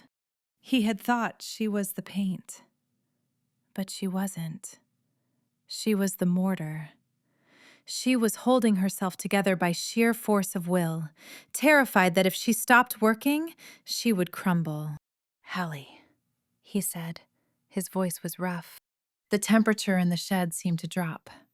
The fire was dying down again. The cold was a physical weight pressing against the walls. "I'm cold," she whispered, her teeth chattering. Roan looked at the wood bin. 2 logs left. They had to last until morning. He looked at the floor. The concrete was freezing. The recliner was drafty. "Come here," he said. "What?" "Come here. Body heat, it's physics." He moved the pile of blankets to the space directly in front of the stove. He sat down, leaning his back against the wood crate. He opened his arms. Hallie hesitated for a second. Then, survival won. She crawled over to him. She sat between his legs, leaning back against his chest. He wrapped his arms around her, pulling the blankets tight over both of them. She was shivering violently. He could feel it vibrating through his own ribs. "Relax," he murmured, his chin resting on the top of her head. "I've got you." She smelled of wood smoke and that faint, sweet vanilla. She felt small against him, fragile but solid. Slowly, the shivering stopped. Her breathing evened out. She melted into him, her head resting on his shoulder. "Roan?" she whispered. "Yeah?" "I wouldn't have used sheetrock." He smiled into her hair. "I know. And I would have let the plaster cure." "I know. But I still would have wanted a party." "We could have had a party," Roan admitted, his voice barely audible. "We just would have had it in the barn." Hallie laughed softly. It was a sleepy sound. "Good night, Rowan." "Good night, Hallie." He held her as the fire popped and hissed. He watched the shadows dance on the ceiling, and for the first time in 5 years, Rowan Blackwood didn't feel the urge to check the exits. He just held on. 8. Morning light filtered through the single grime-streaked window, gray and reluctant. It illuminated the dust motes dancing in the cold air and the fact that Hallie was currently drooling on Roan Blackwood's pectorals. She woke slowly, emerging from a dream where she was wrapped in a heated blanket that smelled like sawdust and cedar. She blinked. The blanket was hard and breathing. She froze. Her cheek was pressed against gray waffle-knit cotton. Her arm was draped over a very solid torso. Her legs were tangled with longer, heavier legs. Memory rushed back. The storm, the shed, the granola bar, the confession. She slowly lifted her head. Roan was asleep, or at least his eyes were closed. His head was tipped back against the wooden crate, his mouth slightly open, his breath coming in slow, steady rhythms. The early light caught the silver threads in his beard and the dark circles under his eyes. He looked defenseless. Hallie felt a pang in her chest that had nothing to do with the cold. Last night, he had told her about Jessica, about the house. He wasn't just a grump. He was a man who had built a dream and watched it crack because someone didn't respect the foundation. And she had told him about her parents, about the need to be useful. She sat up, careful not to wake him. The cold air rushed in to fill the space where his warmth had been. She looked down at herself. She was still wearing his thermal shirt. The sleeves hung past her fingers. It was huge on her, swallowing her frame, but for some reason she felt more seen in this oversized gray shirt than she ever did in her tailored blazers and color-coordinated scarves. "You're staring," a voice rasped. Hallie jumped. Roan had opened one eye. It was gray and glinting with amusement. "I wasn't staring," she lied, scrambling to untangle her legs from his. "I was assessing my structural integrity." "And?" He sat up, stretching his arms over his head. His shirt rose slightly, revealing a strip of tanned skin and a dusting of dark hair. Hallie looked away, quickly. "And I seem to be intact, thanks to the heating system." "You drooled on the heating system," he noted, brushing a spot on his chest. "I did not!" "There's evidence, Thorne. Forensic evidence." "It's condensation," she argued, standing up and trying to regain her dignity while wearing socks that were 3 sizes too big. "From the atmosphere." Roan chuckled, a low, rusty sound that did weird things to her pulse. He stood up too, towering over her in the small space. "Hungry?" he asked. "Starving. I have half a pack of breath mints in my coat pocket." Feast of Kings. They split the mints. The sharp peppermint taste woke her up more than the cold. They walked to the window. The snow had stopped. The world outside was blindingly white, the drifts piled halfway up the glass. "We have to clear the door," Rowan said, "all business now. Then we check the pavilion." "Can't we just go home?" Hallie asked. "My feet are cold." "We check the work," Rowan said firmly. "We verify the load. Then we go home." "You sounded like a contractor just then." "I am a contractor, Hallie. It's not a costume." He climbed out the window with the shovel again. Hallie waited inside, the silence feeling different this time. Yesterday it was awkward. Today it felt companionable, like they had shared a secret language. When the door opened, the flood of sunlight was almost painful. They stepped out into the drifts. The air was crisp, cleansing. They trudged up the hill to the pavilion. It was still standing. The snow load on the roof was massive, a thick, white cap that sparkled in the sun. But the walls were straight. The ridgeline was true. "The cribbing held," Rowan said, sounding relieved. "And the tie rod kept the walls from spreading." "It's a miracle," Hallie breathed. "It's engineering." They walked up the stairs. The plywood heart Roan had installed over the rot was covered in a dusting of snow. He brushed it off with his glove. "A heart?" Hallie asked, raising an eyebrow. "Roan Blackwood, did you install a symbol?" "It was the most efficient shape to cover the damaged area," he grunted, not looking at her. "Curves distribute stress better than corners." "Liar." "It's plywood, Hallie. Don't read into it." "I'm reading into it. It's a structural heart. It's perfect." She looked around the pavilion. In 2 days, this place would be filled with ribbons, flowers, music, and couples. It would be a stage for romance. But standing here now, in the silence, with sawdust on the floor and a steel cable cutting across the view, it felt more real. "You know," she said quietly, "I always plan the date. I set the table, I light the candles, I choose the playlist, but I never sit down." Rowan looked at her. "Why not?" "Because if I sit down and nobody is there, then the failure is mine. If I'm busy running the event, I have an excuse for being alone. Oh, I'm working. Oh, I'm too busy for love. It's a shield." She traced the grain of the plywood heart with her boot. I think I'm tired of the shield, Roan. He stepped closer. He was close enough that she could smell the pine and sweat on him. Shields are heavy, he said softly. Sometimes you have to put them down to build something new. Is that a construction metaphor? Could be. He reached out. For a second, she thought he was going to touch her face. Her breath hitched. He brushed a snowflake from her hair. His knuckles grazed her cheek.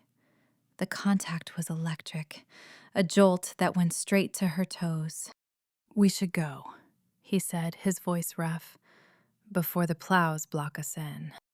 Right, Hallie said, her voice breathy. Go. Home. She turned away, heart hammering. She wasn't just the planner anymore. She was the girl in the thermal shirt, standing on a plywood heart, wondering if the architect was finally looking at her instead of the blueprints. Devaney. The storm had cleared, but the aftermath was a chaotic symphony of snowblowers, shouting town works crews, and the frantic ringing of Hallie's cell phone, which she had finally charged in Roan's truck on the drive down. Yes, the ice sculpture delivery is delayed, she said into the phone, pinching the bridge of her nose. No, do not put them in the sun. Put them in the freezer truck. If the Cupid melts, we have a puddle, not a mascot. She hung up and looked at Rowan. They were standing in the parking lot of the Hearth. He had driven her straight there, the silent drive down the mountain filled with a tension that felt thicker than the snowdrifts. I have to go, she said. The committee is probably hyperventilating. Go, Rowan said. He was leaning against the truck, arms crossed.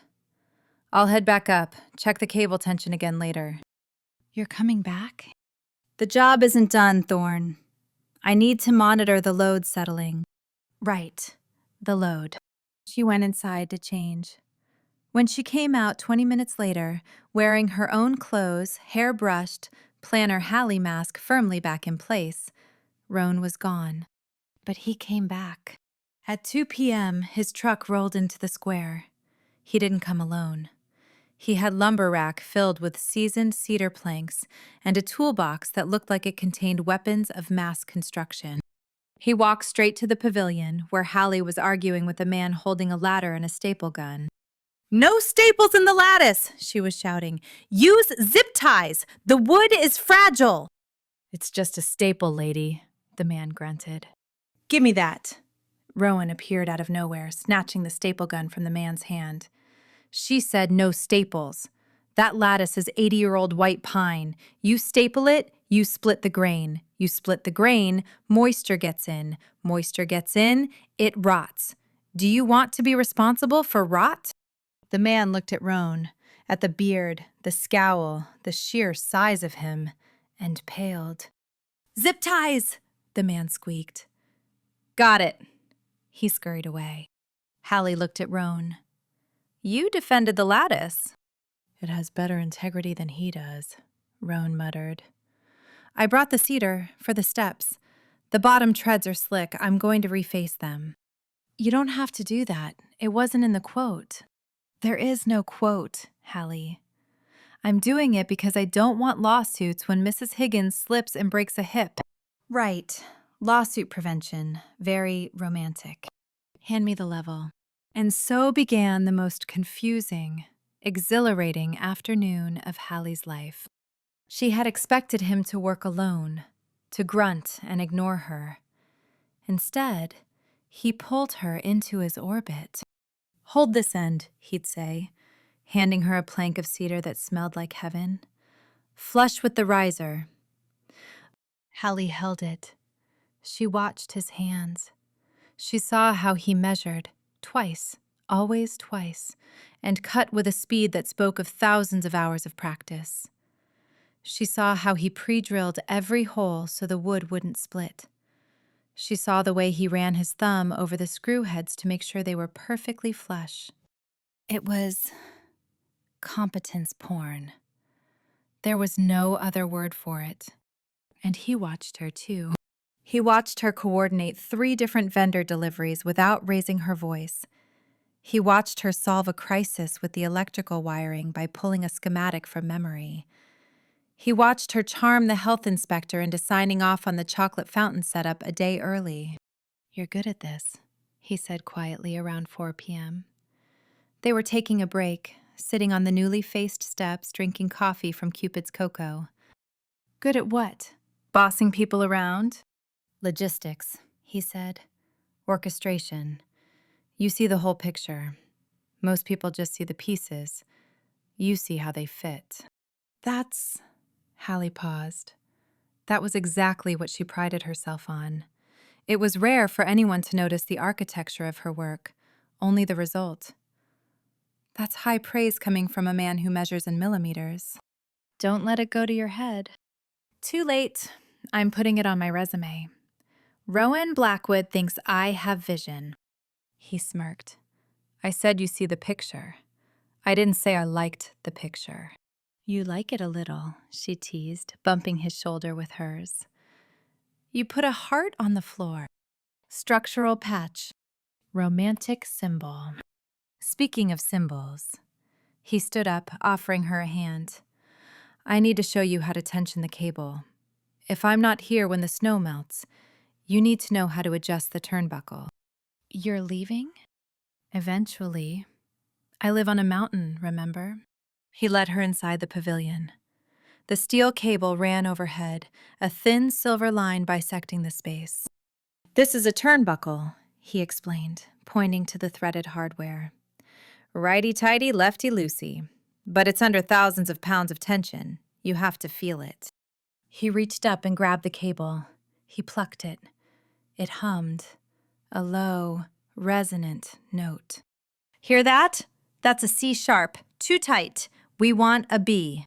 You have perfect pitch for steel cable? It's about vibration, Hallie. Here. He moved behind her. He reached around her, his arms enclosing her without touching. He placed his hands on the turnbuckle. Put your hands on mine. Hallie's breath caught. She raised her hands, placing them tentatively over his. His skin was rough, warm, and dusted with sawdust. Now turn, he whispered, his breath stirring the hair near her ear. With me. Slow. They turned the metal barrel. Hallie could feel the muscles in his forearms shift against her back.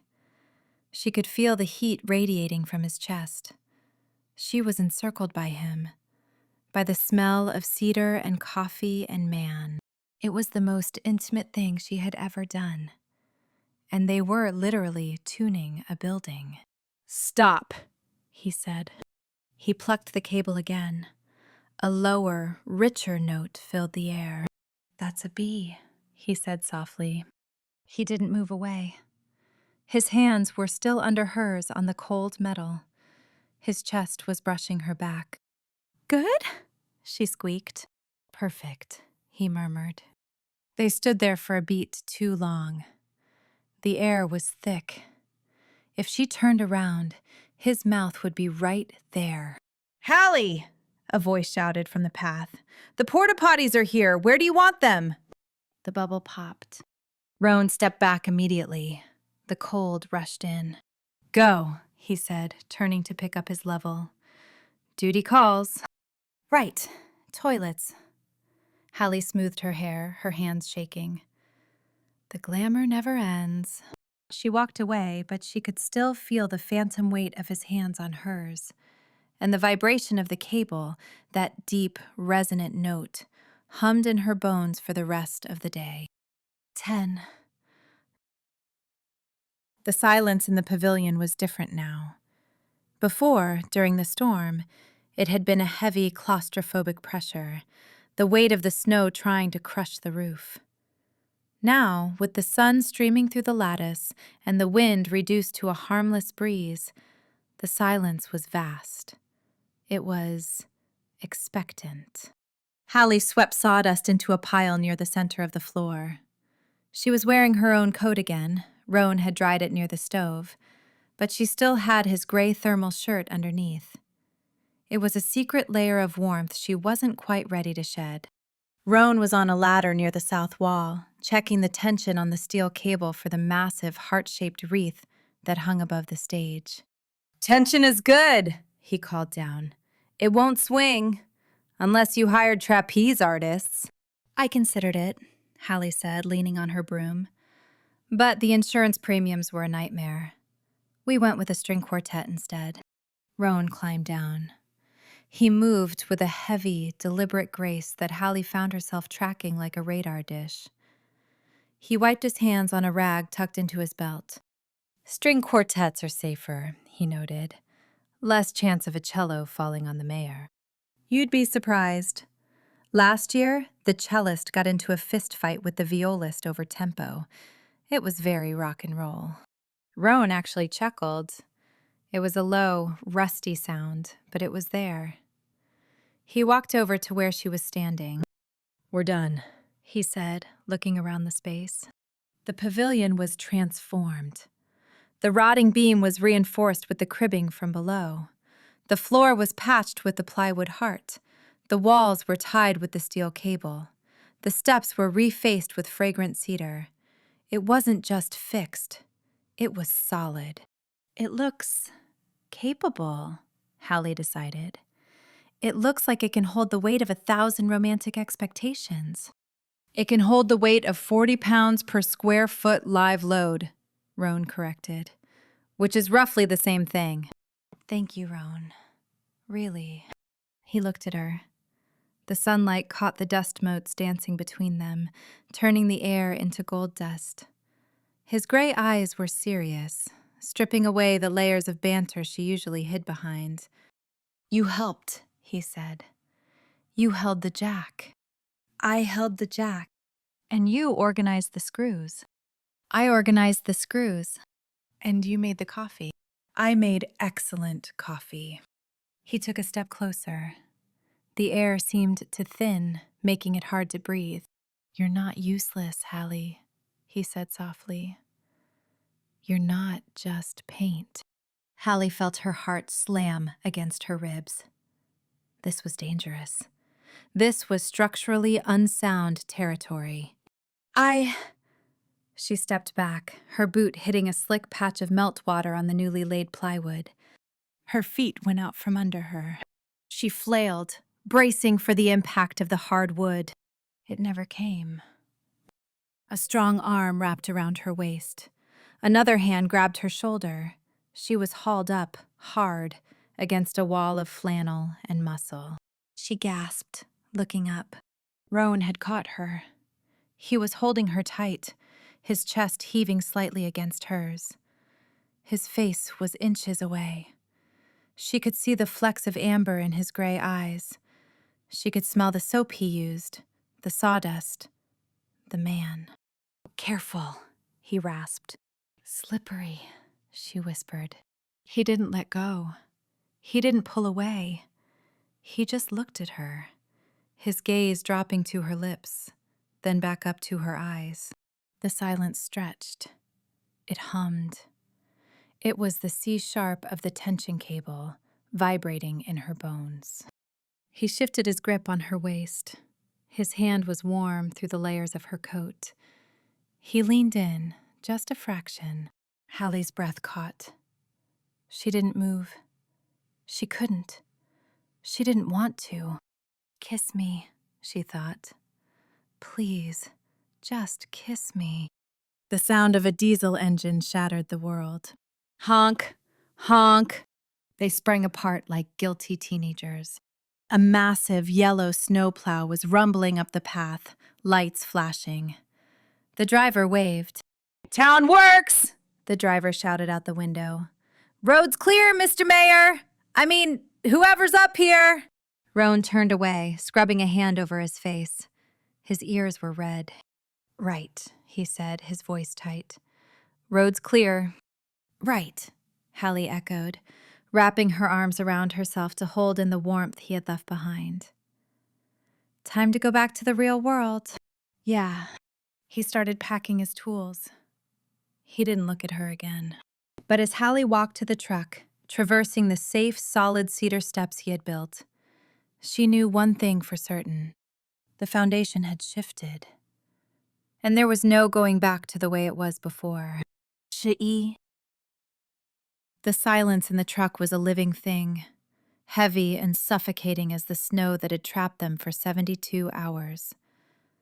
The yellow snowplow ahead of them was a beacon of civilization, its pulsing amber lights rhythmic and hypnotic. But to Hallie, it felt like an executioner's drum. Every mile closer to Valentine's Verge was a mile away from the strange, suspended reality of the shed. She sat in the passenger seat, her fingers stiff and tucked under her thighs to keep them from trembling. She was wearing her own wool coat again, but underneath it, she still wore Roan's gray thermal shirt. It was a secret layer of warmth she wasn't ready to shed, a physical reminder of the man who had held her when the world was white and quiet. Beside her, Roan was a statue carved from Vermont granite. His jaw was set, the muscle flickering like a ticking clock, and his gloved hands gripped the steering wheel at 10 and 2 with white-knuckled intensity. He hadn't looked at her once since they'd climbed into the truck.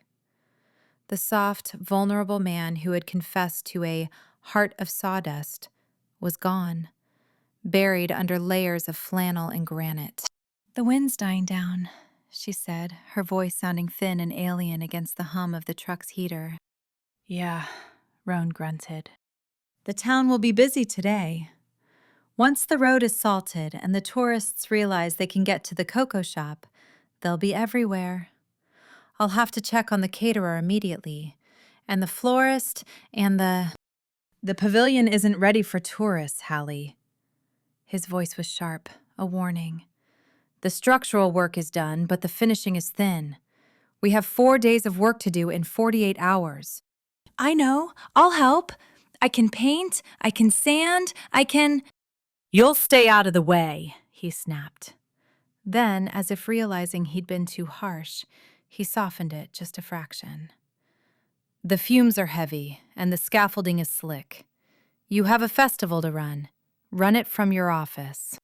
The rejection stung more than the sub-zero wind.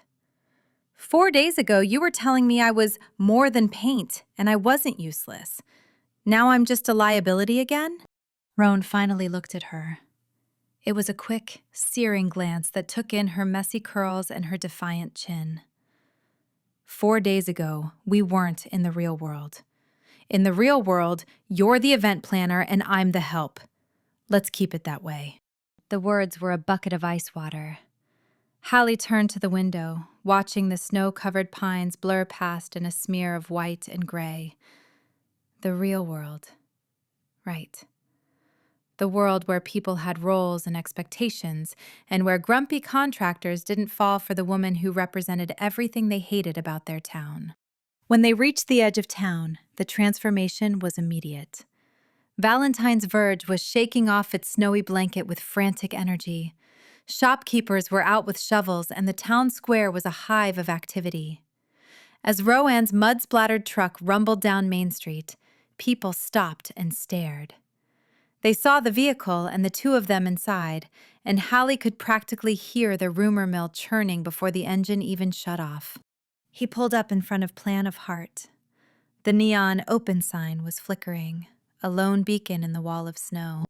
"I'll be at the pavilion at 6 tomorrow morning," Roan said, not turning off the engine. "Don't come up until noon." "I'll be there at 8, Hallie countered, her hand on the door handle. "With coffee. And the invoice report." "Hallie." "Thank you for the ride, Mr. Blackwood," she said, using his last name like a shield. "See you tomorrow." Inside her office, the silence was different. It wasn't the vast, expectant silence of the shed. It was the hollow silence of a life that felt suddenly too small. She went straight to the mirror. She looked different. Her cheeks were flushed, her eyes were bright, and she looked alive. She looked like someone who had spent the night in a shed with a man who had almost kissed her. She pulled off Rowan's shirt, her fingers lingering on the soft gray fabric. She folded it carefully and tucked it into the bottom drawer of her desk. It was a relic from a world that didn't exist anymore. The next morning, the professional distance was a physical wall. When she arrived at the pavilion at 8, the smell of sawdust and fresh cedar was already thick. Roan was high on the scaffolding, the rhythmic thud hiss of a nail gun punctuating the morning silence. "Coffee's on the table," she called up.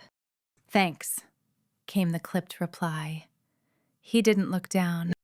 Hallie spent the day sanding the patches they had made together.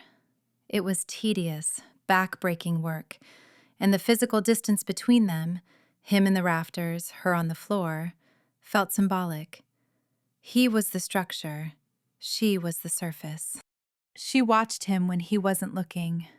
She watched the way his muscles bunched under his shirt as he lifted the heavy cedar planks. She watched the concentration in his eyes and the way he respected the wood. She realized then that Roan wasn't just a builder. He was a restorer. He didn't just fix things. He helped them remember what they were supposed to be. "Isley says the weather is holding," she said into the silence of the afternoon. "Good." She's excited about the stationery display. She found an old pen in the attic of the shop. Hallie sighed. "Are we really going to do this, Roan? Are we going to pretend we didn't share a mattress and a story about a heart of sawdust?" Roan stopped. He lowered the nail gun and looked down at her. The shadows of the scaffolding cut across his face, making him look like a stranger. "What do you want me to say, Hallie? That I'm a different man because the power went out?" "I want you to be the man who caught me on the ladder," she said, her voice trembling. "That man is a mistake," Roan said brutally. "He's a man who forgets that he's not enough for someone like you." He turned back to the wood, and the thud hiss resumed. The tension wasn't gone. It was just waiting for the next storm. Sha'ar. If stress were a fuel source, Hallie could have powered the entire state of Vermont on the morning of the festival. She stood in the center of the town square at 6 a.m., clutching her clipboard like a shield. The air was a crisp 30 degrees, the sky a bruised purple that promised a beautiful sunrise. But Hallie was focused on the list of 17 disasters currently unfolding. The chocolate fountain guy was stuck in a snowbank 3 towns over. The deep blush roses for the VIP tables were actually a sickly shade of neon orange, and the mayor was currently having a literal panic attack inside the gazebo.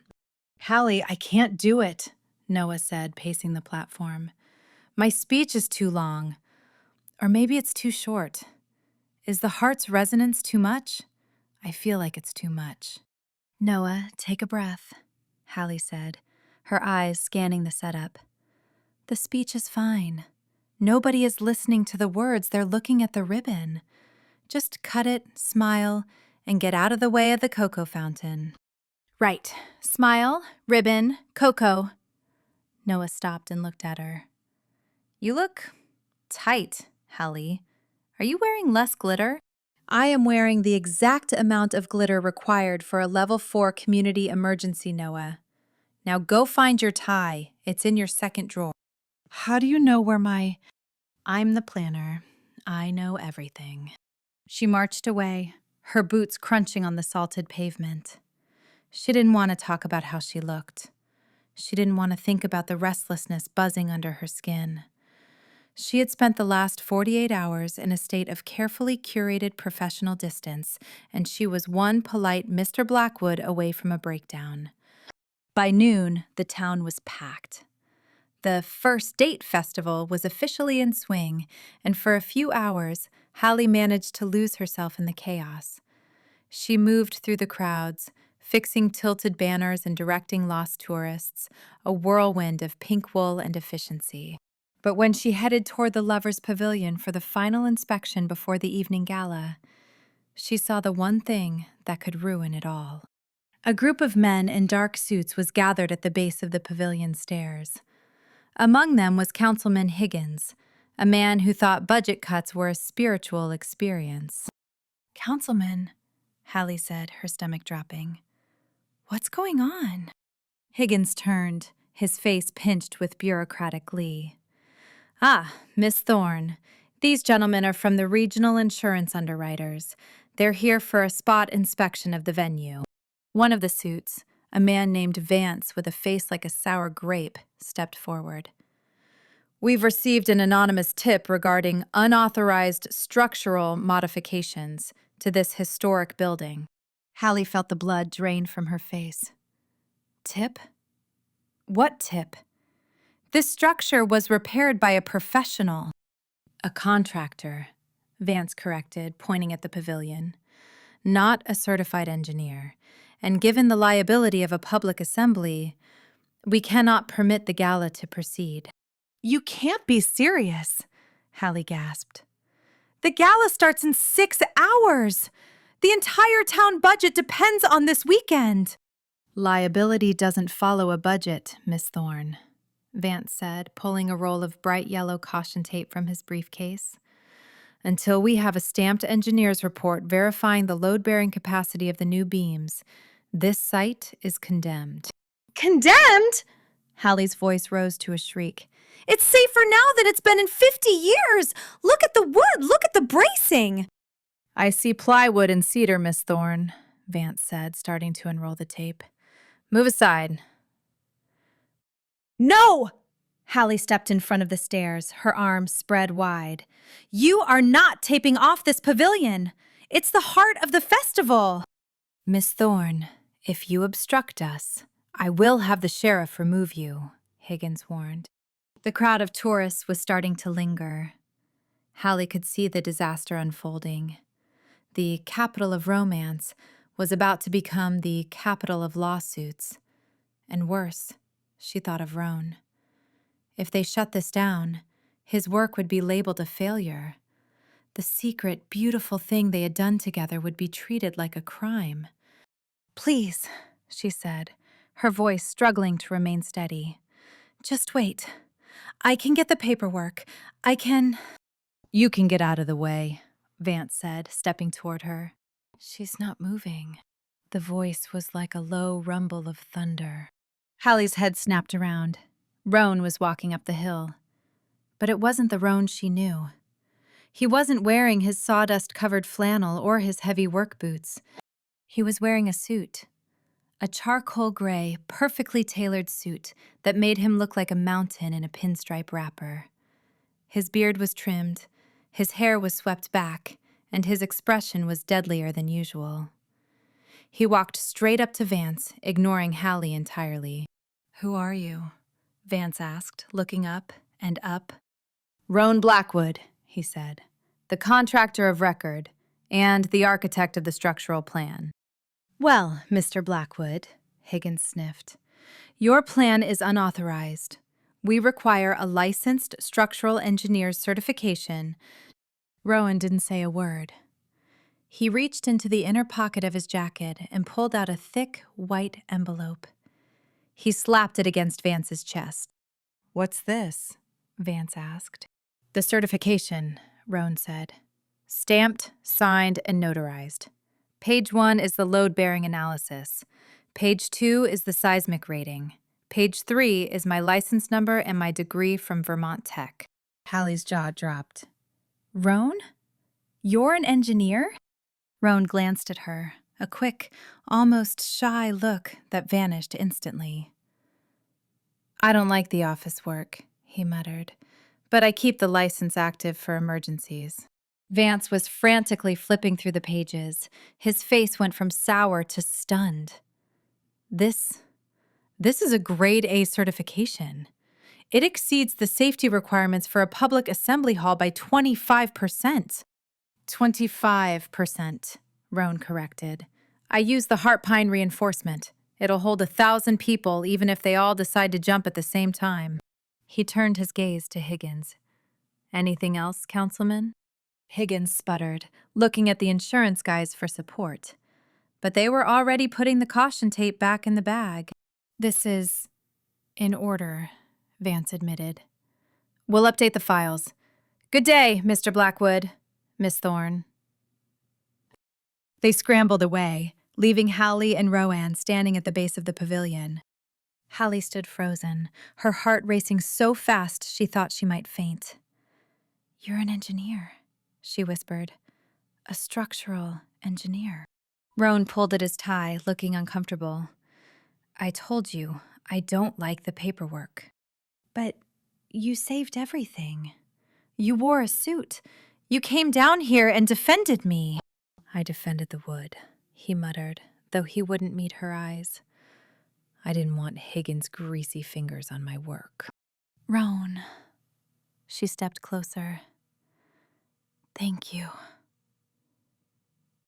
He looked at her then, and the professional distance she'd been cultivating for 48 hours shattered like glass. The look in his eyes wasn't professional.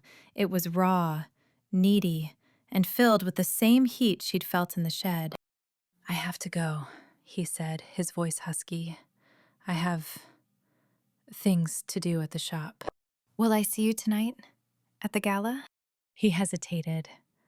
"I don't dance, Hallie." "I know," she smiled, a real, radiant smile. "But maybe you could just stand there, structurally speaking." He let out a short, surprised laugh. "We'll see." Chisen. The Lovers Pavilion was a vision of light and shadow. The first date gala was in full swing down in the square, the music of the string quartet drifting up the hill like a dream. But up here, the air was quiet, filled with the scent of fresh cedar and the distant smell of wood smoke. Hallie stood on the newly finished floor, her breath hitching as she looked around. The pavilion was perfect. The tulle clouds shimmered in the moonlight. The heart-shaped wreath hung steady above the stage, and the soft glow of the hidden lights turned the space into a cathedral of romance. She was wearing her gala dress, a deep emerald velvet that felt like a second skin. She had pinned her hair up, though a few stray curls had already escaped to frame her face. She looked like the hostess of the most successful event in Valentine's Verge history, but she felt like the loneliest person in the world. Because he wasn't here. "It really is beautiful, Hal." She turned. Isley was standing at the entrance, her eyes shining. "You did it! You saved the festival!" "We did it," Hallie corrected. "Rowan and I." "Where is he?" "I don't know. He said he doesn't dance." "Maybe he just needs a reason," Isley said, squeezing her hand. Isley left, and Hallie was alone. She walked to the center of the floor, the click of her heels sounding loud on the solid wood. She closed her eyes, imagining the sound of the nail gun, the smell of the sawdust, the feeling of his hand on her waist in the shed. "I thought I'd find you here." She turned so fast she almost tripped on her hem. Roan was standing at the top of the stairs. He wasn't wearing the suit anymore. He was back in his work clothes, dark jeans, a black thermal, and his favorite heavy boots. He looked tired, his hair messy, his beard slightly overgrown. He looked perfect. "You came," she said, her voice barely a whisper. "I couldn't stay away," he admitted, walking toward her.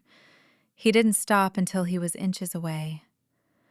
"I sat in the shop for 3 hours trying to convince myself that I didn't care about the gala. And I realized that all the perfect engineering in the world doesn't matter if the structure is empty." He looked around the pavilion, his gaze lingering on the beams they'd fixed. "You were right, Hallie, about the magic. The box matters because of what's inside." He reached out, his hand finally making contact with her cheek. His skin was rough, calloused, and so warm it made her ache. "I've spent a long time being solid, Hallie. I thought that meant being alone. I thought that meant being safe from this." "From what?" "From wanting someone so much it makes my hands shake." He showed her his other hand. It was trembling, just a fraction. Hallie reached up and took it. "I'm messy, Roan. I color code my feelings because I'm terrified of the things I can't control. Like you. Roan stepped closer, his chest brushing against the emerald velvet of her dress. The smell of sawdust and man was back, and it was more intoxicating than any champagne. I'm not a romantic, Hallie. I'm a builder. I look at things, and I see the stress points and the load limits. And what do you see when you look at me?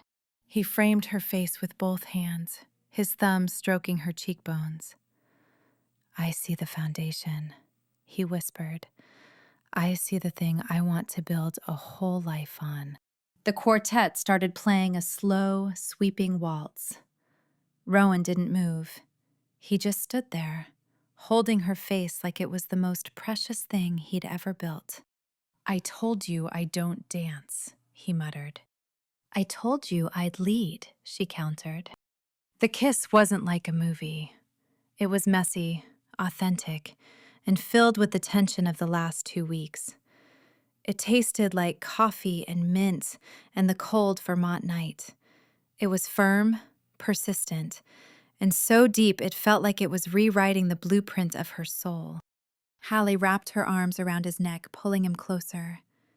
His arms went around her waist, hauling her up until her toes barely touched the floor. He held her with a strength that was terrifying and wonderful, his heart hammering against hers in a rhythmic, frantic beat. When they finally pulled apart, they were both breathless. Structurally sound? She gasped. Exceeds all safety ratings, he rasped, his eyes filled with a soft light she'd never seen before. He didn't let her go. And as the music played on, under the watchful gaze of the Lovers Pavilion and the first stars of Valentine's Verge, they didn't dance.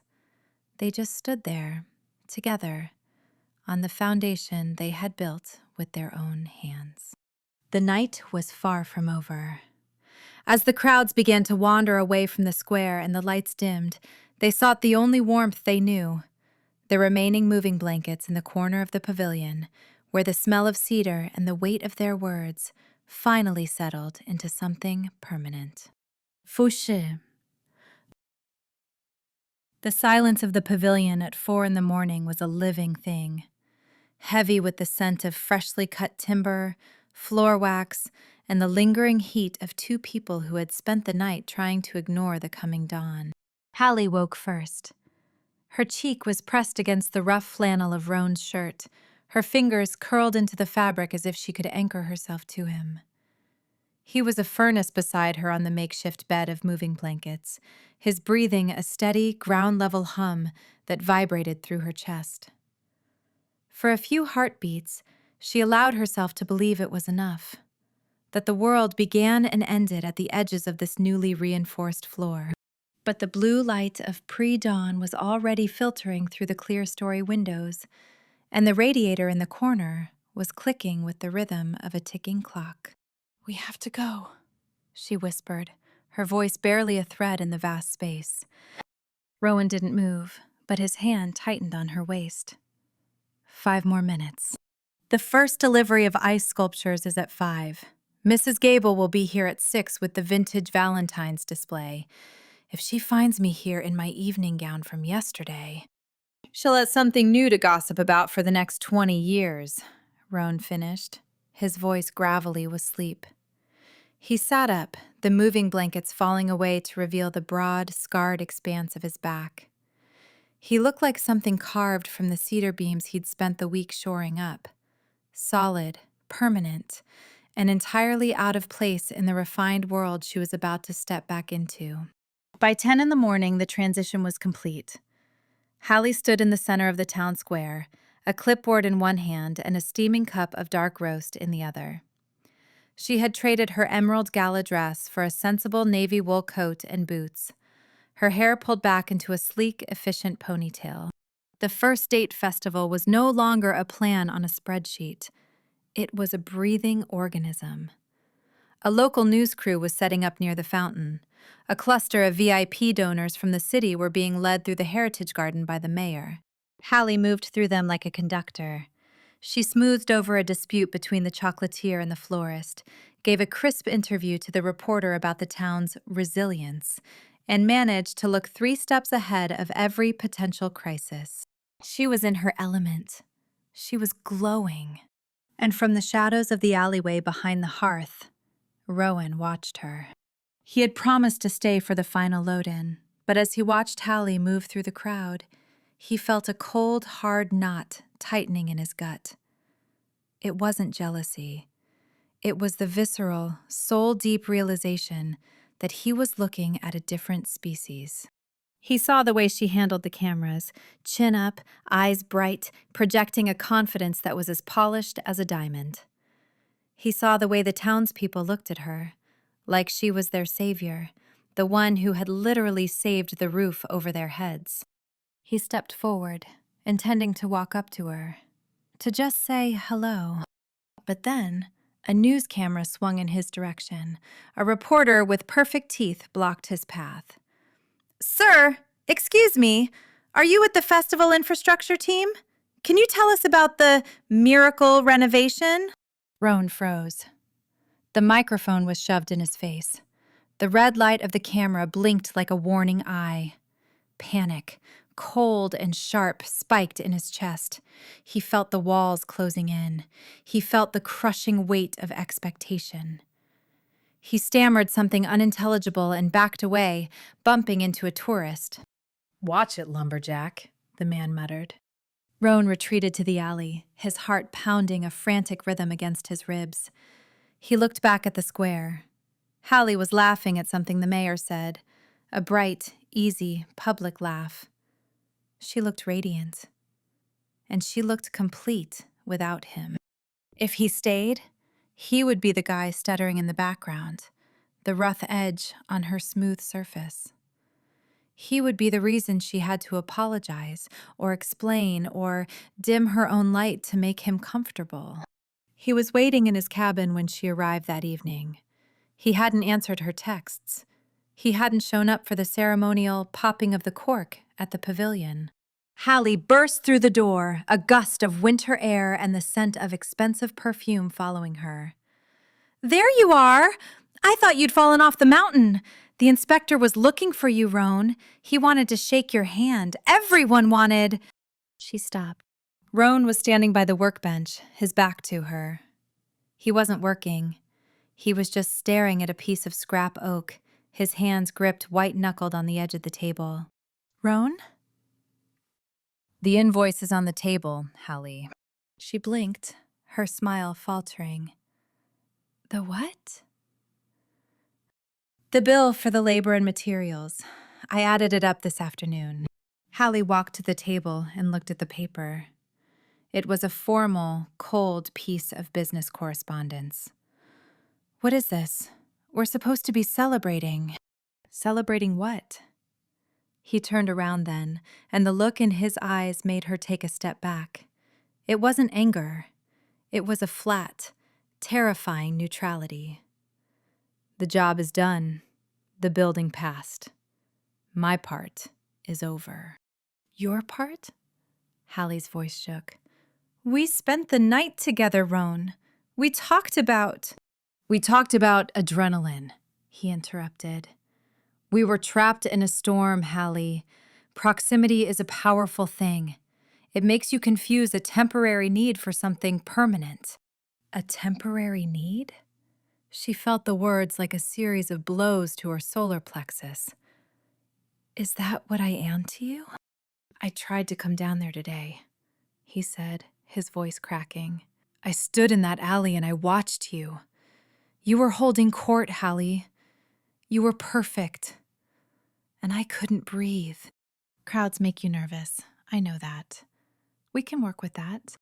"It's not just the crowds," he said, stepping closer, his expression pleading. "It's the life. You live in a fishbowl. You thrive on it. I live in a cave because the world is too loud for me. If I stay with you, I become the thing that holds you back. I become the hermit husband you have to apologize for." "I would never apologize for you." "You would. Eventually. Or worse, You'd stop going to the parties. You'd stop shining because you didn't want to leave me in the dark. I won't do that to you. I won't be the structural defect in your life. Don't you dare decide how I feel, She cried, stepping into his space. She grabbed his sweater, her knuckles brushing the skin of his chest. I don't care about the parties, Roan. I care about the person who builds the floor I stand on. He pulled her hands away. His touch was gentle but firm. Go back to your festival, Hallie. You're the one this town needs. I'm just the guy who fixes the leaks. You're a coward, she whispered, her eyes filling with tears.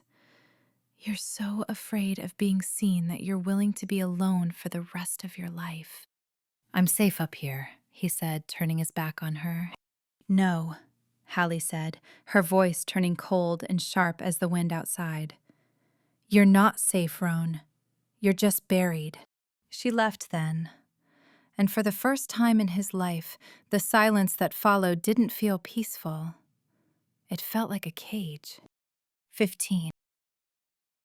Hallie didn't cry on the drive back down. She couldn't afford to. The first date festival was a machine that required her constant attention, and she poured every ounce of her heartbreak into the logistics of the opening night. The town was transformed. Thousands of fairy lights draped from the eaves of the Victorian buildings, reflecting off the pristine snow. The scent of roasted chestnuts and spiced cider hung thick in the air. Music from a live string quartet drifted from the bandstand, competing with the joyful shouts of children on the temporary ice rink. It was exactly what she had envisioned. It was beautiful, and she felt like a ghost walking through it.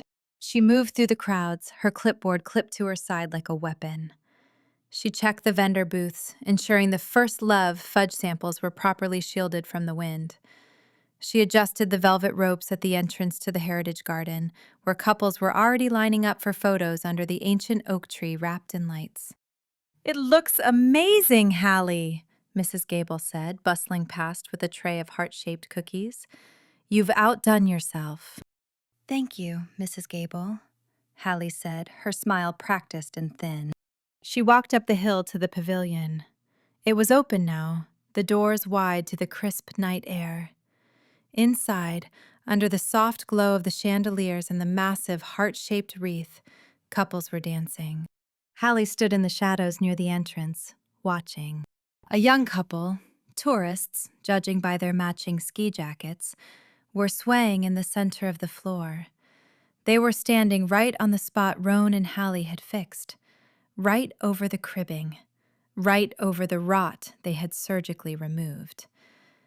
They looked at each other with a starry-eyed intensity that made Hallie's chest ache. They had no idea that 4 days ago, that spot would have collapsed under their weight.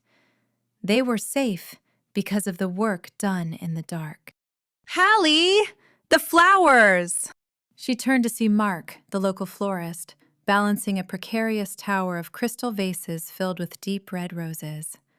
Mark was everything Rowan wasn't. Talkative, sunny, and incredibly easy to read. He had been flirting with Hallie since she moved to town, his interest as gentle and persistent as a spring rain. They're perfect, Mark, Hallie said, her voice sounding robotic to her own ears. Mark stopped, setting the vases on a vendor table. He looked at her closely, his brow furrowed. You okay? You look like you've been through a war. Just festival stress, she lied, adjusting the placement of a rose. The opening ceremony is in an hour. I just need everything to be right. Mark reached out, plucking a single, perfect white camellia from a bucket and tucking it behind her ear. You've already made it right, Hallie. Look around. You saved this. You gave everyone a reason to celebrate again. I had help, she whispered. We all know you did, Mark said softly. He glanced around the bustling pavilion. Where is he, anyway, the Yeti?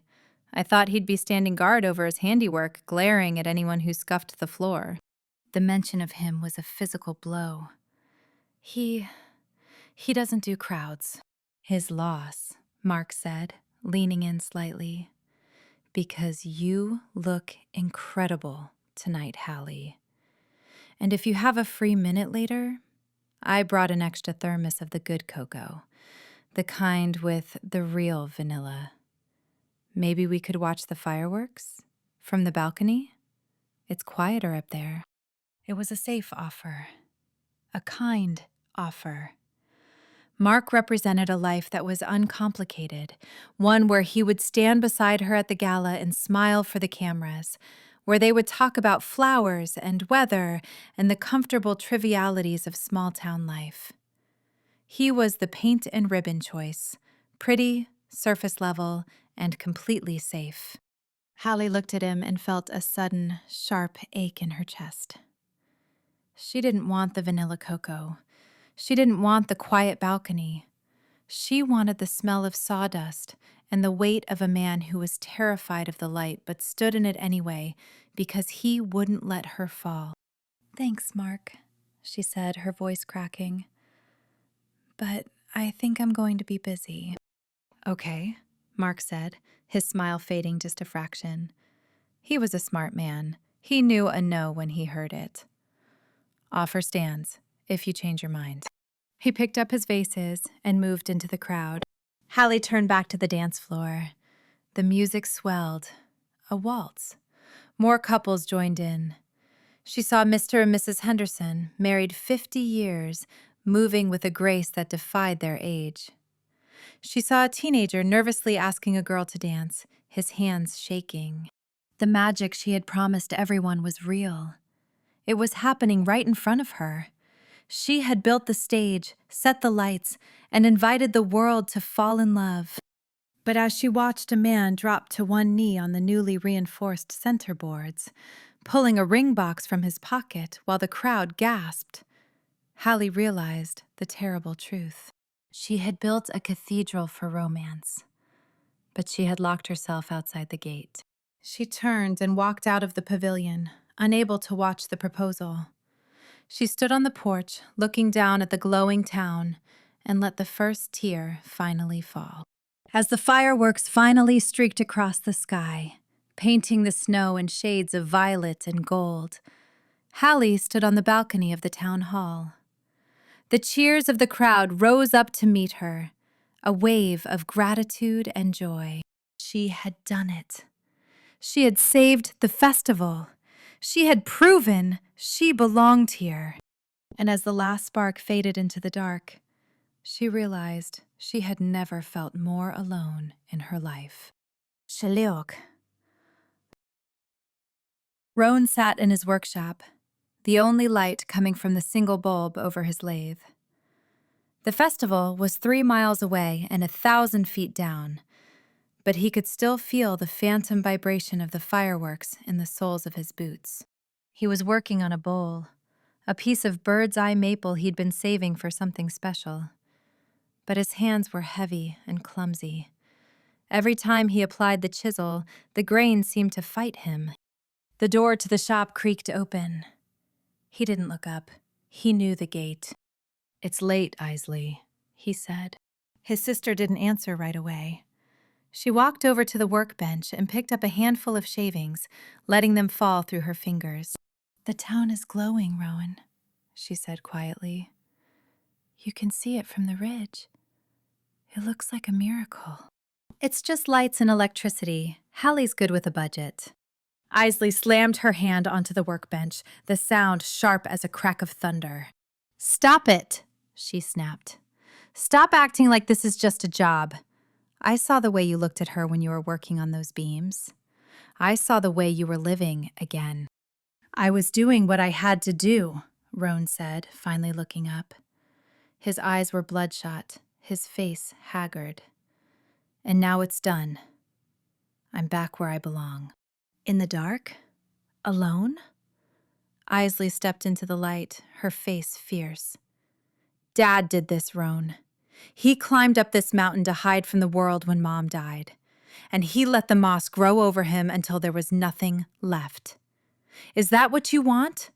To be a cautionary tale?" "I'm protecting her!" Roan roared, standing up.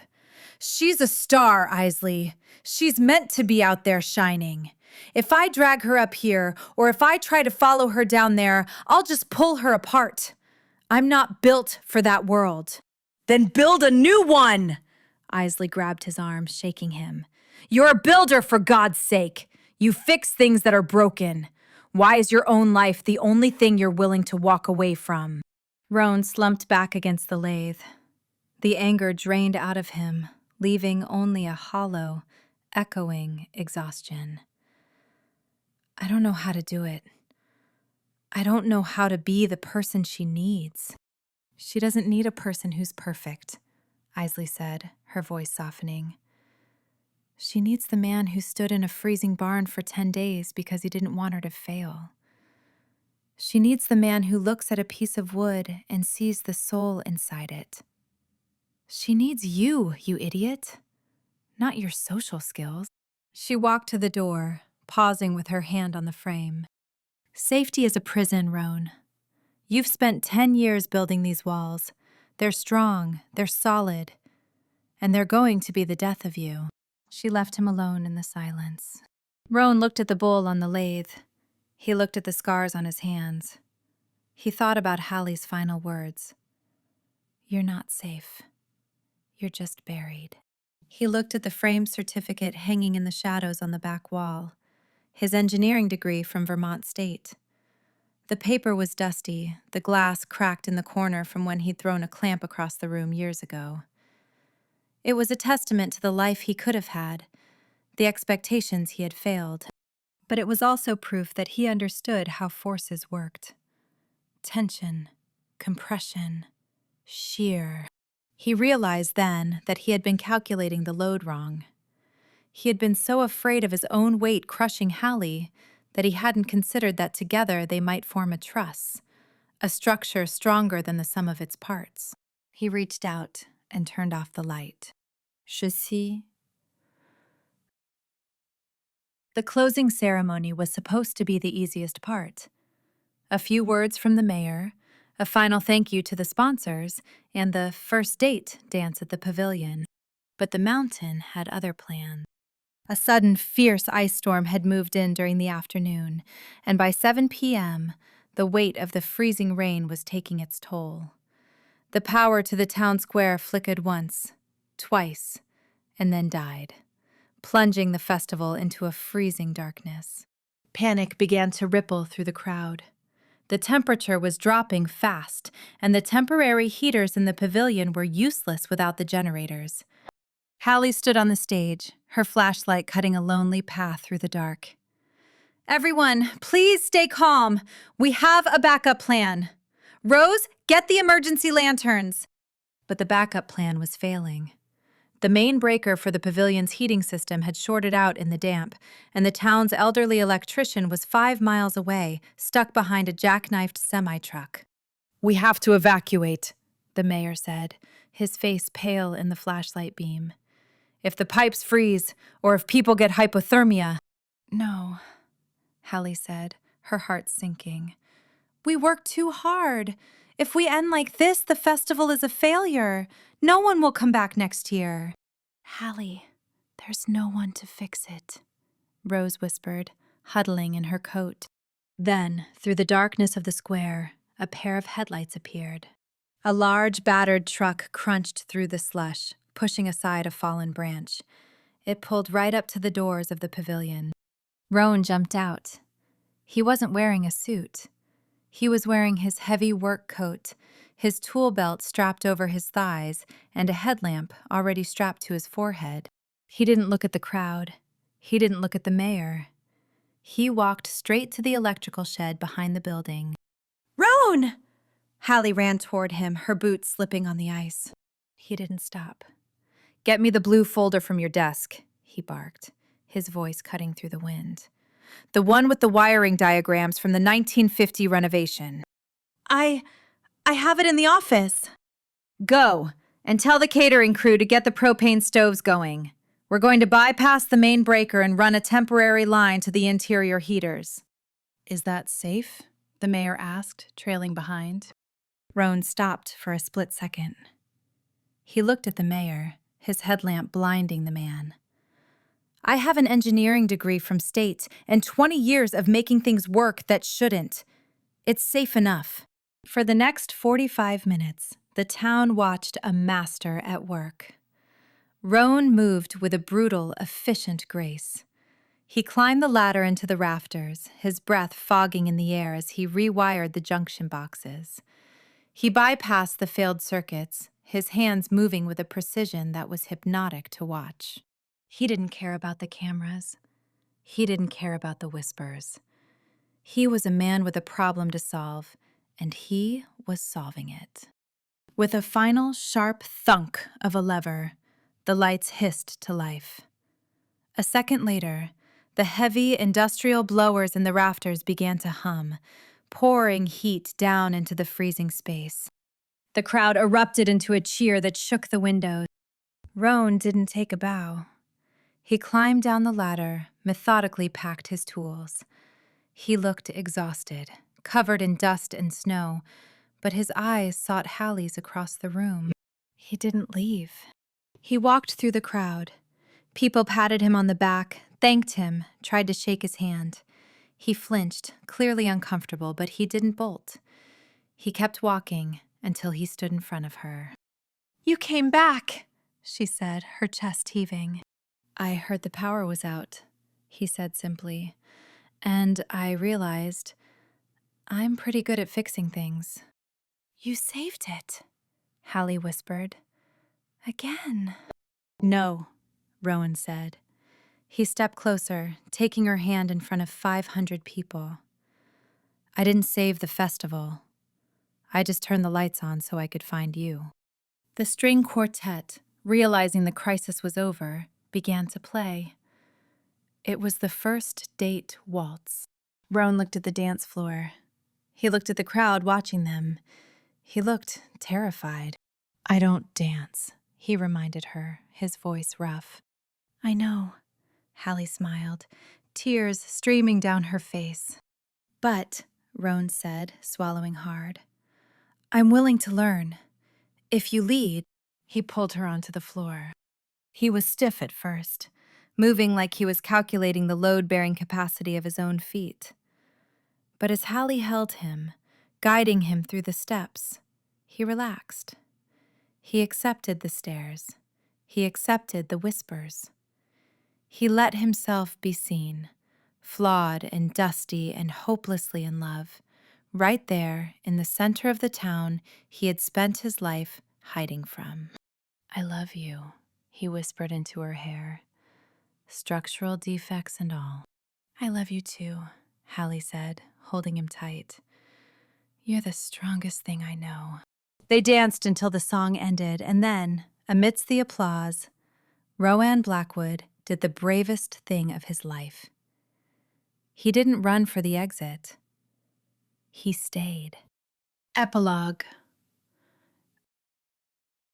1 month later. The snow was beginning to recede, leaving behind the damp, hopeful scent of early spring. Hallie sat on the porch of Rowan's cabin, a color-coded binder on her lap, but for once, she wasn't looking at the charts. She was watching Roan in the yard. He was building a new garden gate for her, the steady ping, ping, ping of his hammer, a comfort she had grown to crave. They were taking it slow, the town square for coffee once a week, dinner at his cabin twice. It wasn't the fishbowl life he'd feared, and it wasn't the solitary confinement he'd been used to. It was something in between, something solid. Inside the cabin, Isley was helping clear out some of their father's old boxes. "Roan, you need to see this!" Roan dropped his hammer and walked inside, Hallie following close behind. Isley was standing by the old roll-top desk, holding an envelope that looked like it had been through a war. The paper was yellowed, the edges curled, but the handwriting on the front was clear. "To my son," it read. Roan took it with trembling hands. "He never gave this to me." "He probably couldn't," Isley whispered. "But the stamp. Roan, look at the postmark. It's from the week before he died." Roan opened the envelope. Inside was a single sheet of paper and a smaller, sealed envelope addressed to someone he didn't recognize. He read the first few lines, his face turning pale. "What is it?" Hallie asked, resting a hand on his arm. "It's about our mother," Rowan said, his voice a ghost of itself. "And a secret he kept for 30 years. He says there was another letter, one he never sent, and it's hidden in the walls of the old sorting room." He looked up, his eyes meeting Isley's. "Isley," he whispered. "That's her shop." He looked at Hallie, then at Isley.